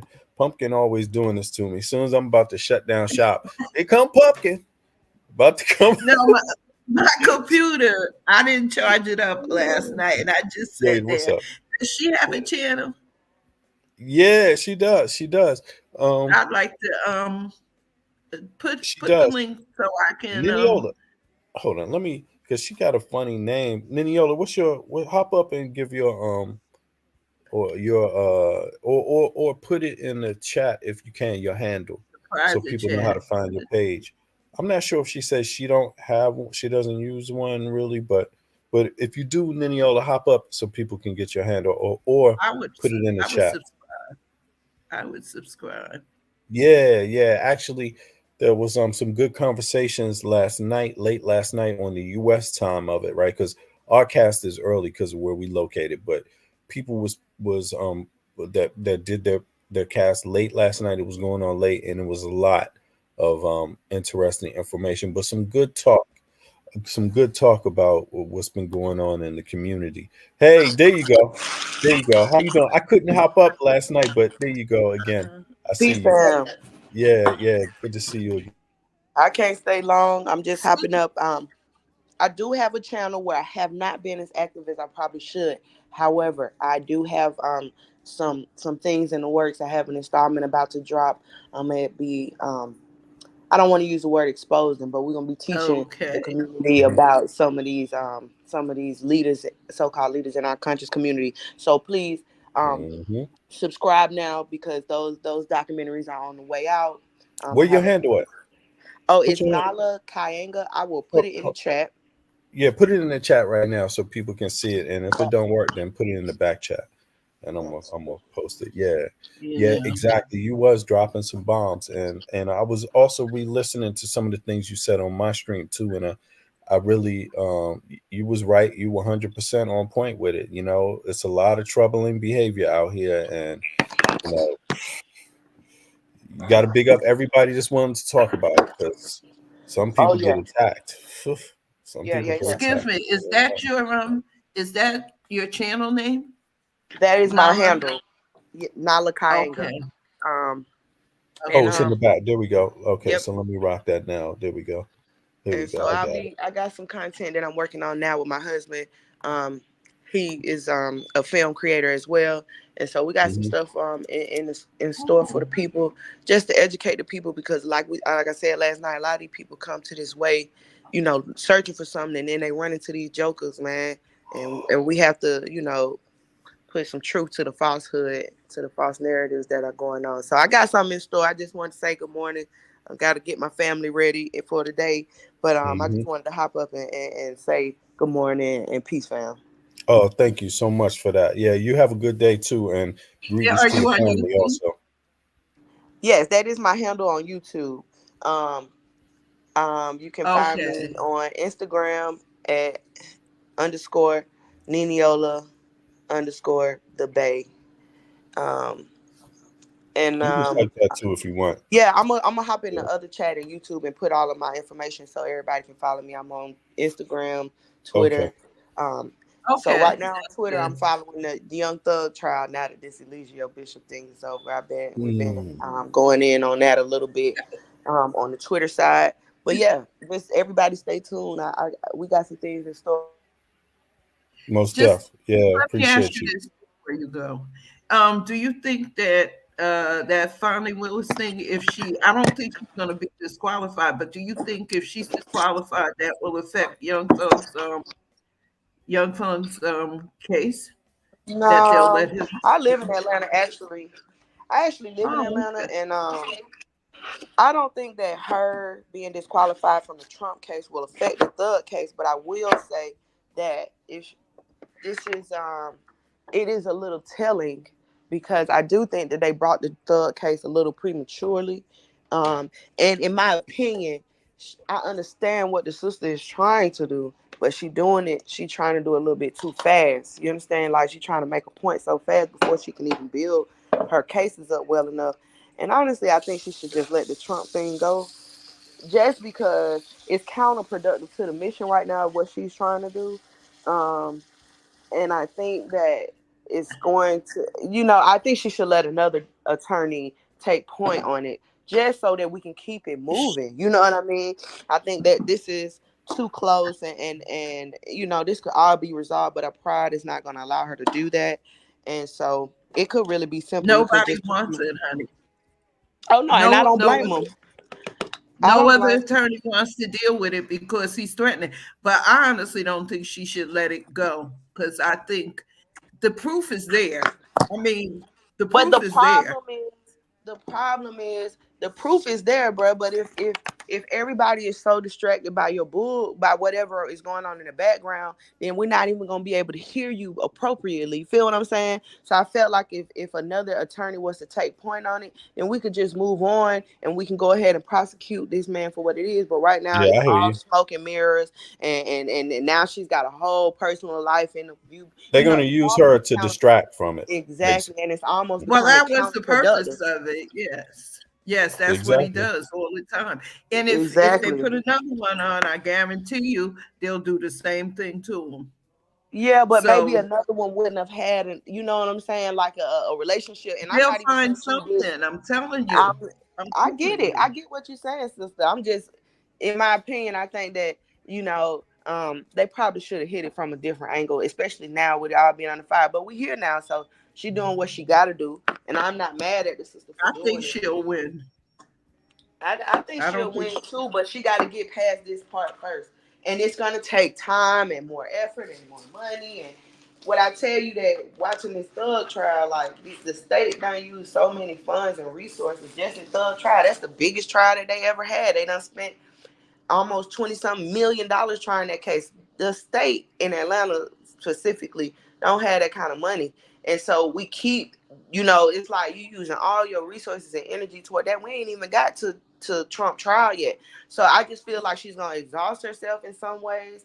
And I feel like it's slightly counterproductive to what she got going on.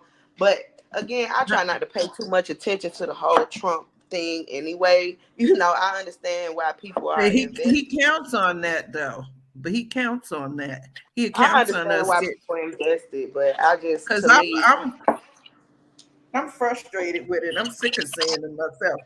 I used to live in Georgia, so I kind of know how Georgia is. I used to live in him, so yeah. I know I just the situation with Georgia. I just try not to get too invested into, because all of that is like, I understand, but it's like smoke and mirrors. You understand? Like distraction.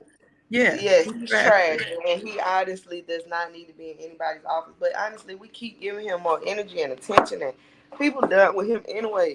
So let him talk. Let him do whatever he want to do. Y'all, like, I don't understand why we. I don't know that. To be honest, but I don't think she'll run for re-election though after this. Oh, I wouldn't if I was her. You think she would? I don't think she. I really think she just wanted to defend herself. I would never run again. You can have this if this is what you want and you allow to happen. But then again, who knows? Yeah, between that Thug trial and this Trump trial, that's enough to drive a person to never even want to do politics again. So I wouldn't blame her if she decided to run again. Yeah. But they say she has to use the RICO charge to charge everybody. Something about the RICO law down there in Georgia. So it's a whole mess. The RICO law is meant to be a federal charge. That's not even meant to be a state issued charge.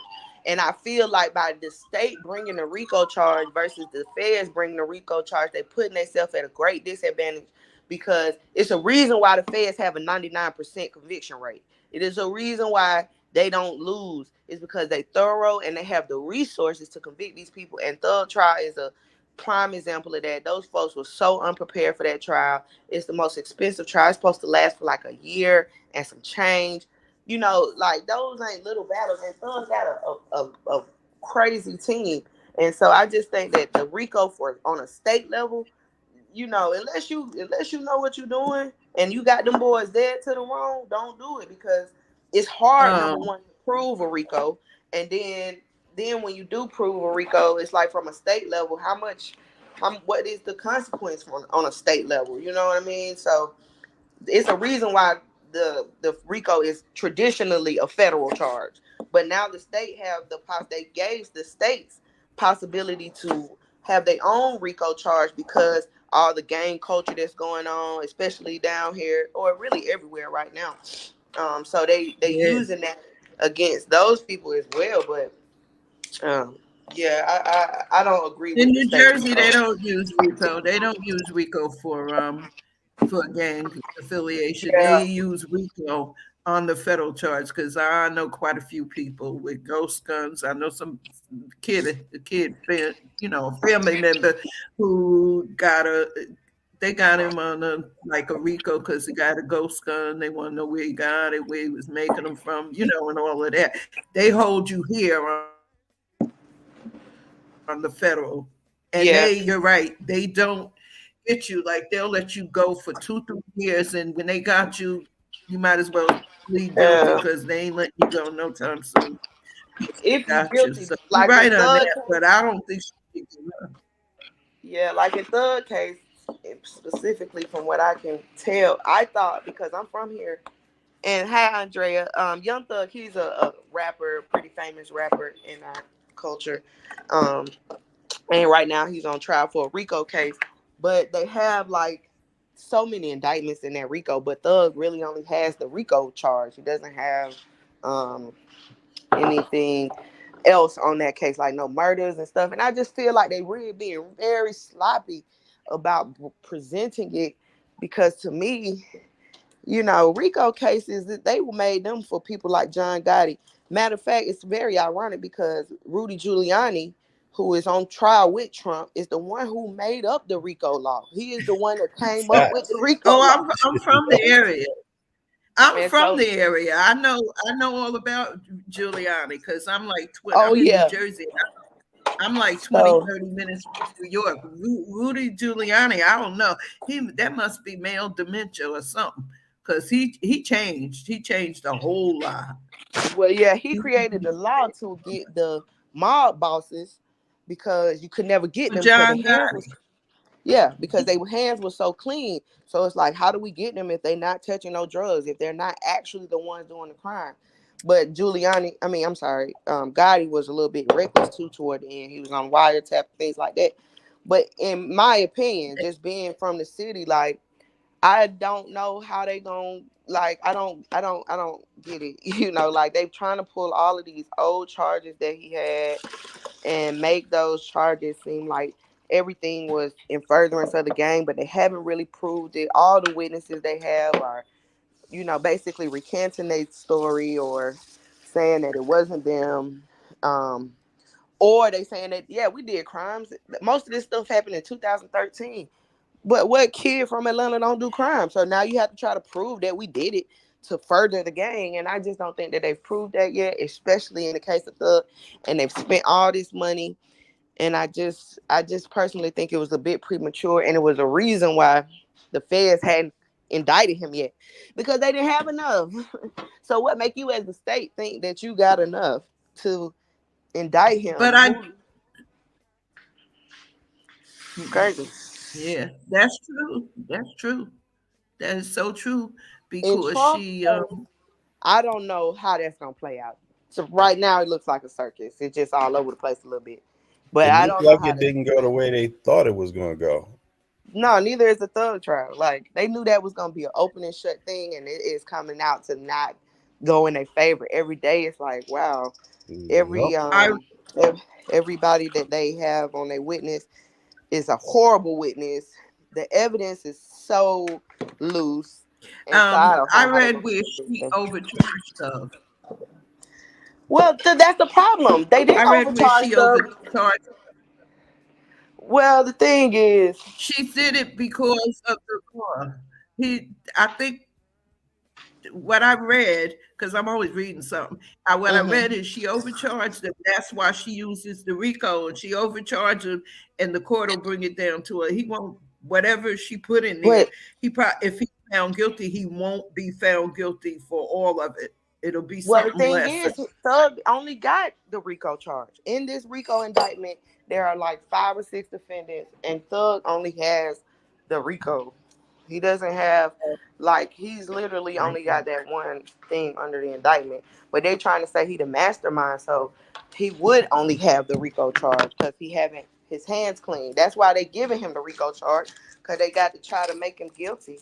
But I don't see it from if I was on that jury, from watching every single day of that trial, I have no idea how they plan to convict him, because it's not looking like he's the mastermind of some criminal enterprise. It just doesn't. We know what's going on in the streets, but I don't know how they're proving that. Is there? Do you think it's a conspiracy against rappers? Because I know there's rappers get If it is, it's rappers with the conspiracy against themselves. It's just foolishness. It's just foolish. Like, a lot of this stuff that they using the lyrics. You want to know why they using the lyrics? Because it is substantiating the crime. Like, these ain't things we making up. And I personally think that Young Thug should not be arrested just because, should not be locked up because they haven't done their due diligence, but not because I believe he's innocent. Yes, she's not saying that she believes he's innocent. She's discussing. No, I understand what she said. I don't mean for you, Pumpkin. I'm talking about some of the comments coming in the chat now. Nah, I don't think he's innocent at all. I'm from here. I know that half of the things that they saying he did, he probably the truth. But what I'm saying is, this is America. You have the burden to prove that I am guilty. Lyrics are not a indicator that I am running a criminal enterprise or I did any enterprise. And also, a lot of these charges are from 2013, 2014. You mean to tell me y'all knew who murderers were for all of these years and you let them ride out because you trying to get thug on a RICO case? You mean to tell me you let these people, you knew that these people were murderers and they did all these crime in our community, but you let them ride out just so that you can try to make some grand indictment for 10 years? That's the things that feds do. And if you're going to do that, make sure you do it all the way through so you can lock these boys up. Because if you don't lock them up, guess what? You can't try them again. And that ain't going to do not one single thing. And I personally think Thug wasn't doing no crime when he got locked up. All these crimes is things he's been done. And the thing about it is that they could wait. Sure, they, you know, this is always the case when they do these kind of charges, right? But so they waited with murders from what year? 2000 and what? You saying 13. Now 13. Now think about this. And he's not even bringing the drugs in. But they waited on murders for 2013. That's not efficient. That's not effective. And the one murder that the street said that he did. I'm not defending him though. But go ahead. No. I don't think you are. I'm just saying that like the one real murder that they're trying to get him for, which is peanut murder. They're trying to get him for peanut murder. When it come out, we find out later that it wasn't even Thug. It was just the streets politicking and talking and mythicizing him. But what come down to it was a beef between him and Woody that happened at the strip club or some club. I want to say maybe Crucial, and they got an altercation, and that was Woody get back. You feel me? That wasn't any. That honestly didn't even really have too much with Thug. Of course, he rolled on the clout and the fame of it all, but come on, man. Can I ask you something, Miniola? Because you seem like you know a lot about this. Because I didn't really want to have this, but y'all brought it up, so yeah, it's okay. But because I'm gonna close down in a minute. But but let me just ask you this Young Thug case, because I see you've been following it. Is this the case where they all of a sudden passed the law where they can use the rapper's words? Well, is this the same case? I don't think this is a case where they made the determination that it was legal to do so, but it is one of the cases that they are using to say, like, this is one of the first cases that they are actually using rap lyrics as real evidence in a trial. And that's just not, to me, that is not how the justice system's supposed to work. We in this culture, from the outside of the culture looking in, you hear these folk rapping, and it might sound like they killers, but bro, we know that these folks be on sometimes. Everybody man, most of these kids ain't killers. And if YSL a gang, and if everybody that go, they using Instagram posts and this, that, and the third, man, you go on Instagram right now, type in YSL, you're gonna see literally 10 million people with YSL in they handle. You feel me? Because it's, you know, it's cool. It's part of the culture. Do that mean them people really YSL gang members because they put the little snake sign on their picture? Nah, man, we know that. And you know what? I just wanted to ask that because I thought I remembered they were bringing it up in his case somehow, some of the rap music. But it's, you know, if it's about the culture, you know, there's a lot of things that influence the culture. The laws influence the culture. I mean, if people don't like the music, then why is the FCC allow it? Why is it all over? Why is it being played and sold everywhere? What about I'm not saying that I'm trying to issue blame. I'm just asking logical questions. Like, there's a lot of people making money on it. And if these people weren't making money on that, this wouldn't even happen. And then it's just like the Nature Boy thing. We can't come on here on live and say the R word too much or we gonna get banned. But Nature Boy can go live and do all of these crazy things for all of these years and never get banned because he's bringing. Look at this. Hold on for a second, Tanya. I appreciate your comments and no worries. I mean, I've seen. I understand the sentiment, but people underestimate the power of influence. I don't underestimate the power of influence at all. But what I'm saying is that power. Do you mean money? Do you mean or organization? Because in my mind, power and money is definitely influence. And I wasn't the one that's decided to sign a rapper calling a woman a nigga or a bitch. Yeah, or signing a rapper and I ain't the first talk one about selling to drugs. do that. Yeah, exactly. Right. I don't do that. I've been against that the whole time. but they allowed it. The law, the United States government law allowed it. And there were plenty of women that spoke out against it when these questions were coming up on freedom of speech 20 years ago. Yeah. 20. And guess what they said? Then some people came out there and said, it's freedom of speech. How come you don't talk about the rock and rollers? That's what they said. And that's the real thing. Like, that's what his lawyers are bringing up. Like, we don't do this to other people's culture. We don't do this to nobody else's culture except people in rap music. When country people talk about what? Oh, I'm sorry, y'all. Husband came in. But you know, everything. The rock and roll, they talk crazy. But you know, ain't never seen one of them rock and roll people go on stand and they pull up their lyrics when they go to court. You know what I mean? Like, why are we targeted? But we understand why we're being targeted. These questions we know answers to, you know, but at the same time. I'm just saying, you know, it's to me, not to cut you off. No, but to me, it seems like taking a hatchet, taking like a, what do they say? Taking a bulldozer to something that you need a smaller instrument with. And why do I say that? It's because different communities are affected slightly differently. You have poor people. You can't deal with poor people the exact same way you deal with rich people. Right. Because they don't have all the same exact tools or the same exact experiences. They share some. So there's two sides to this coin. Yeah, there's a side to the rapper that writes the music. Absolutely. The rapper that writes the music in a country that has a history. I get it. But then there's also the people that have the companies that are selling it, using their music to sell other products too, and promoting it. And those are very powerful, influential individual persons as well in the country. So there's two sides. There's the yin and the yang. And so I'm not saying don't deal with either one of them. I'm just saying, like, in some kind of way, it seems like we make it, we're not clear about what we want to be done about it. That's all I'm saying, you know. And for me, it's like there's enough to go around. Like, we have to look at the whole picture to be able to do something about it. Otherwise, we're just going to scapegoat some. And with this thing, with the rappers, it's clear these are young people. These are very young people. When we talk about the gangs, we talking about very young people. And a lot of them come from communities that's already been vulnerable due to several waves of problems. You see, but then when we look at the rich and we look at the people that are making money off of them, without these rich corporations, they wouldn't even be in business like they are in business.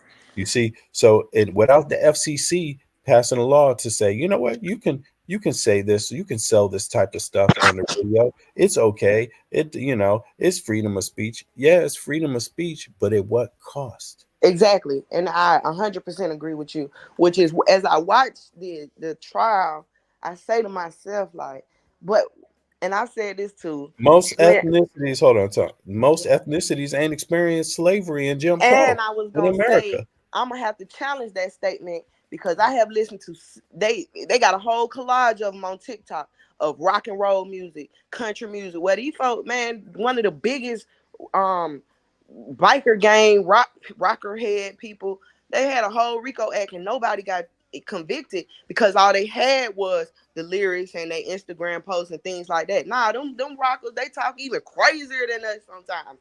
They get vulgar, they get disrespectful too. But we all know that these folk put the eye on us. Let's not, that's semantics. We know that we have a target on our back. And it is our responsibility to know that. And that's what I have a problem with in our culture too sometimes, is that, man, all these years y'all keep telling us that these folks targeting us and trying to, but then y'all still keep playing into it. How insane is that? How do you know that these folks got a mark on your back? But just fair is fair. But fair that's true. Fair. But, yeah. So we can't just Tucker yeah, go ahead. I'm sorry. Dolores, that's okay.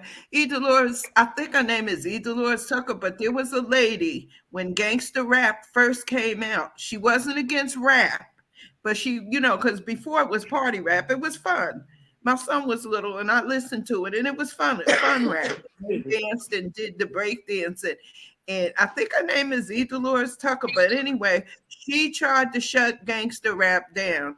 And the music, the label owners, they said it was freedom of speech. There was nothing wrong with it. And it just got out of hand. Yo, they weren't endorsing it. They listen, they held the realms. They held the reins. Hard enough. They held the reins because I'm gonna see if I can find that article. Tupac, Public Enemy, all of these groups, Ice-T, many of them came out. But think about it. The record companies had them by the kahunas. If you don't say freedom of speech, you ain't getting a record out by these people. And you got to think about it. Not only do they make money off of selling debauchery to our community, those same record companies been making money off of all kinds of debauchery, selling debauchery to Americans, period. Misogyny. It doesn't matter if it's rock and roll. If you calling a woman a hoe and a B and all that stuff, what's up with it? If you saying they got some rock and rollers out there talking about police and N-words, get out of my way. What's up with that? That's also selling hate. There's some limits to selling hate that we're not approached and confronted in the U.S. legally, according to according to the structures that are assigned to confront those elements. They failed also.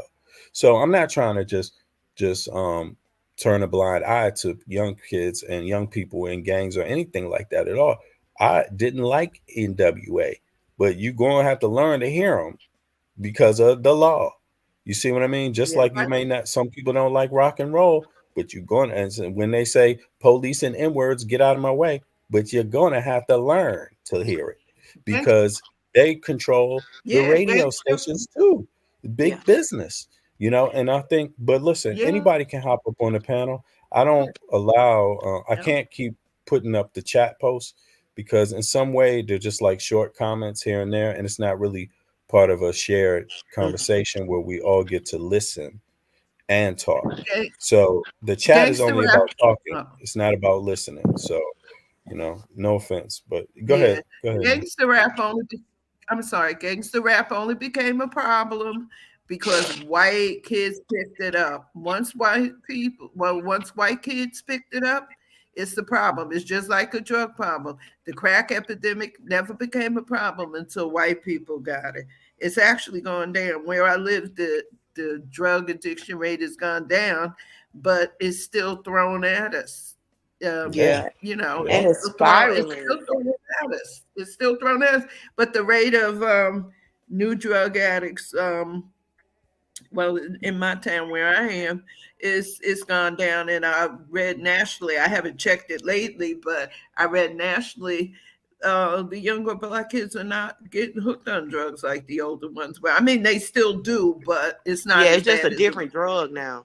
You know, the younger kids, they recognize that crack is probably whack for real. You know, like they see crackheads, you don't see crackheads the way we used to 20 years ago, but these new kids, they on them lean, the perks, and that's what I can't, you know, get with the new music. It's like it was a time where we was just rapping, you know, like people came out that life and they was rapping about it, you know, they weren't really doing it no more. But these new kids, they are killing each other behind this. Like they're really like it. They got YouTube videos hours long about how many, you know, like it's like a video game. They don't value life at all anymore. Like they have no conscious value of life. They think they just kill people. Then they disrespect you so much after you dead. Like, you know, the universe is going to balance itself out at some point, but it is unfortunate to watch our community like ravish themselves, especially the young kids. And I always say that my generation, the millennials, we kind of dropped the ball a little bit because I remember having big homies that really came and did bop parties for the neighborhood. Yeah, they were gangsters, but they did things for the community for real. They held doors for the women. They said thank you and please, but we did not become those big homies for the younger generation behind us. And we are looking at a generation that have no guidance whatsoever. They don't have no mamas, no grandmamas, no, even the big homies in the neighborhood don't exist no more. They have nothing but destruction No, to consume. Like it is a problem. It's a pandemic of its own. Definitely. It's a serious problem, and it's a problem people are going to have to confront. But the question is, you don't confront a problem by starting another problem that you can't deal with. So this got to be really looked at comprehensively, because there's a lot of layers to it. But go ahead, Popka. I'm gonna shut down. I'm gonna let y'all go ahead and say what y'all want to say. Go ahead. No, I'm getting ready to go. I'm gonna say this. There's a new drug out. I don't know if it's hit down in the South yet. It's called Xylazine. It's horse tranquilizer. If you go on YouTube and put in Kingston, Philadelphia, Kensington Avenue, Philadelphia, you'll see it. There's a whole block in North Philadelphia, and I get so mad because my family is from Philadelphia, and they make it seem like it's a whole town in Philadelphia. No, it's not. It's just North Philly in Philadelphia, and they have Xylazine, which is a horse tranquilizer. It eats your skin from the inside to the outside, and the majority of people there, and it's Black people there, but the majority of people there are white. What's it called? What's it called? The drug is called Xylazine. Kingston Avenue. Just put in Kingston Avenue, North Philadelphia, and it should come up. And what's the drug again? I couldn't hear it. Xylazine. Xylazine. It's a horse tranquilizer. This is what they shoot now. Kingston, Philadelphia zombies. Go back to that. Oh my God. Hold on. Let me see something. My goodness, man. This is it's scary. Zombies. Is that what they said? Hold on. Kensington Avenue zombies? Yeah. Go back in Kingston Avenue. Yeah. Zombies. Philadelphia. So it's in North Philadelphia. Damn. Look at it. Hold on. Should I play this? You ain't seen nothing. Is it this one right here? It's all of them. Look at all of them. You'll see it on all. You can do that one. Having issues with your webinars, wasting tons of time on troubleshooting with attendees. Sorry about that, y'all. Here we go. We need to hopefully it don't get down there, but that's mild. Sorry about this. Gotta turn that shit off. Excuse my language, y'all. Because sometimes this music, all of a sudden, there we go. We can watch. We don't need the music. I'll throw my own music on for real. For real. Let's see here. This is what you're talking about, right? Yeah, but that's clean. That ain't nothing. It's another one that's. Oh, this ain't nothing. Okay. Wait a minute, it's gonna move. It's gonna move. It's gonna move. It's gonna move. It's gonna move in there. Move. My cousin used to drive she used to be there, work there. That's it too.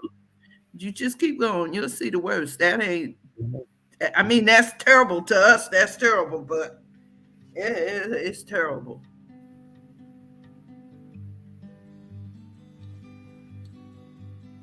This is horrible. It's an open air drug market, and nobody did nothing. Are you kidding me? Yes, I'm telling you. It's in my town a little bit, but my town is kind of the town I live in. I live in Patterson, and it's in New Jersey. And they don't let things get too far out of hand. They didn't let the gang. So they got their own drug town. Huh? Wow. So this is like their own drug town, like they have their own personal. Yeah, it's an open air drug market. Oh. I have family, but all of Philadelphia is not like this. And this is what I get mad with when people talk about Philly. This is not all. This is North Philly. It's just an area. It used to be called the Badlands, but they used to call it. What they doing about this? Where's the RICO? the Rico. Where the rock and rollers at? You know. First of all, you had a corrupt. What was that guy's name? Fetterman just got in. They didn't want Fetterman in, and he had a stroke, and they ain't listening to him. But he's trying to clean it up. He's good, and this is the cleaner part. This is the cleaner part. If you go into others, you really gonna see it. Because my cousin worked on the L's and stuff, and she, took the money and stuff, and it's a shame what she had to go through to get to work. But my point being, when you're gonna see black people out there, you're gonna see them out there. But when you talk to the white kids, these are kids from suburbia. They come from Oregon, Colorado, because it's an open, free drug market. And there's actually people who live there who are not on drugs, like down those side streets. This is the main street. Yep, Kensington. And this one, here's the park. This is the park. They do it in the open. Yeah, that's why I rock with you, Pumpkin. You pay attention. Well, I seen this actually because I was in Philadelphia. I stayed there for a while with my aunt to help my aunt out. But this what you see in here is nothing. If you click on something, you'll see it all. I mean, this is horrible. This is if I drive down the street, I'm locking my windows. Locked. And you better not come anywhere close to the car because I might run your ass over. Isn't that what they were talking about in The Wire? Basically, that was Baltimore. Yeah, that was Baltimore. Yeah, but they had something similar to this in The Wire, right? Like they did. They let people just openly do drugs. Yeah, to keep it away from the other areas. Yeah, exactly. Crazy. But it don't change the fact that these people listen to music. They get influenced by somebody to use drugs. They do all of the, you know what I'm saying? Like there's some, it doesn't change the dynamic. Coming out the store. Look at that guy. Look at that guy. And most of these white kids you see here, they are. Oh my God! They are from good families. Ooh. And this is the prettier part. There's a guy he's an ex-addict. Is he listening to Young Thug? Anybody listening to Young Thug here? I ain't listening to him. I don't know. You know what I'm saying? Anybody on this block listening to Tupac or Young Thug or no? So it kind of shows you that like this is just an American problem, and look at it. Look at it laying on the ground. And they actually give them needles. It's St. Louis Plus. They got tents. They live in these, and the cops say they won't. They don't want to arrest them because if they get a charge, they can't go into subsidized housing. And I'm like, I don't mean no harm, but I need subsidized housing. I'm struggling, but I pay my rent. But you know something? Rent, huh? This is very true in a sense that like this, when it was crack. They didn't want to help crack addicts. They took a whole nother, they took the stick. They didn't take the carrot, they took the stick approach. And that whole dynamic blew into a bigger problem, the opioid epidemic. But guess what? Yep. When you try to get comprehensive too late, it looks like a whole nother beast. When you get comprehensive too late. And that's what they did. Now they all of a sudden they understand addiction is deep. They understand it's not, all the conversation has changed to a human conversation now. But when you deal with some reason when you're dealing with black folk, it seems like the stick is often there in places where it doesn't need to be. It could be a carrot. Look at this, yeah. Because look, you want to make money in America. But if your people been behind 200 years from even being allowed to make money, bingo. If you've been redlined the whole time, bingo. If you've been kept out of the educational system, bingo. You see what I mean? Yeah, I was just about to say that they turn our communities into these places. I was watching a documentary the other day where the Asians were saying that now the white folks, they don't even let us come set up shop in their community, so we got to go somewhere else. So we, you know what I mean? We allow all of that. They push us in a box like this, where everybody is coming to either eat off of us, destroy us, and then they drop bombs like drugs or the music and the culture into the neighborhood, and then it becomes this before you know it. They don't the Japanese don't do it. They don't allow them to put them into ghettos. They will not do business. Man, nobody allows that except us.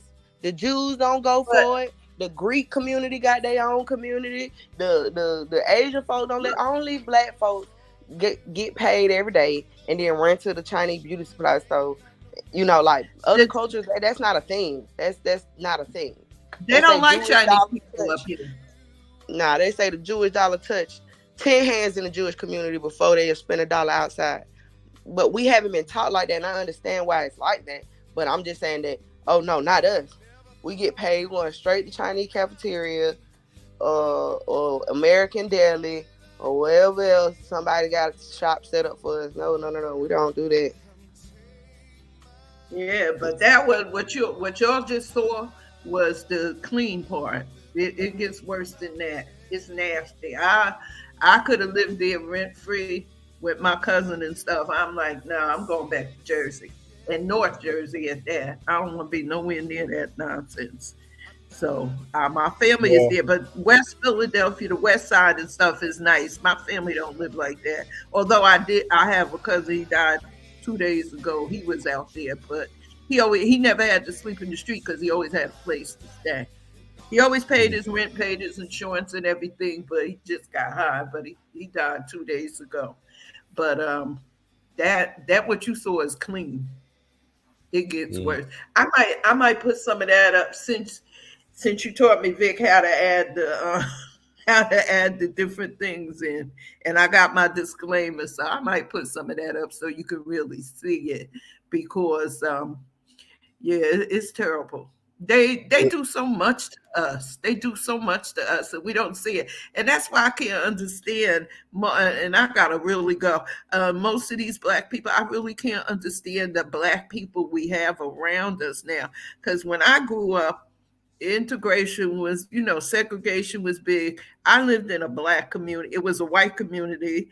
1947, when Thurgood Marshall stopped that redlining, that you had to sell blacks if they could afford to pay for it.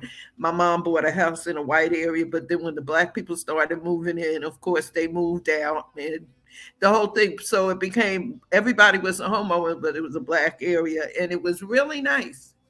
I don't care to live by them. I just want to live decent in a decent area. I can't stand living by them. I don't want to have to go to sleep at night and wonder if I'm going to get burned up at night. I ain't with all of that. And I don't believe in integration either. Integration was a big thing. That's what destroyed our black communities, integration, because we got too content.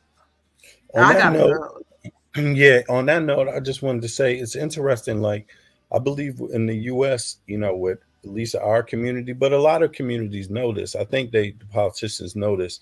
A good idea would be to start paying young folk to go to technical school.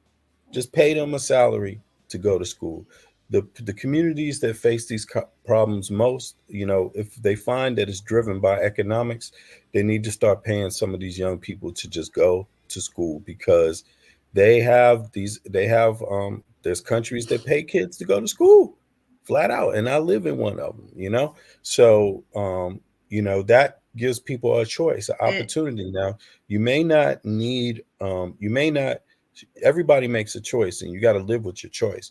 But that when you make a choice based on your opportunities, it speaks volumes about who you are. So if you choose the streets over getting a small little check to go to school, your school is free, and you get a monetary settlement that you don't have to pay back, because you're helping society when you become educated and fill a job that no one else is educated to do.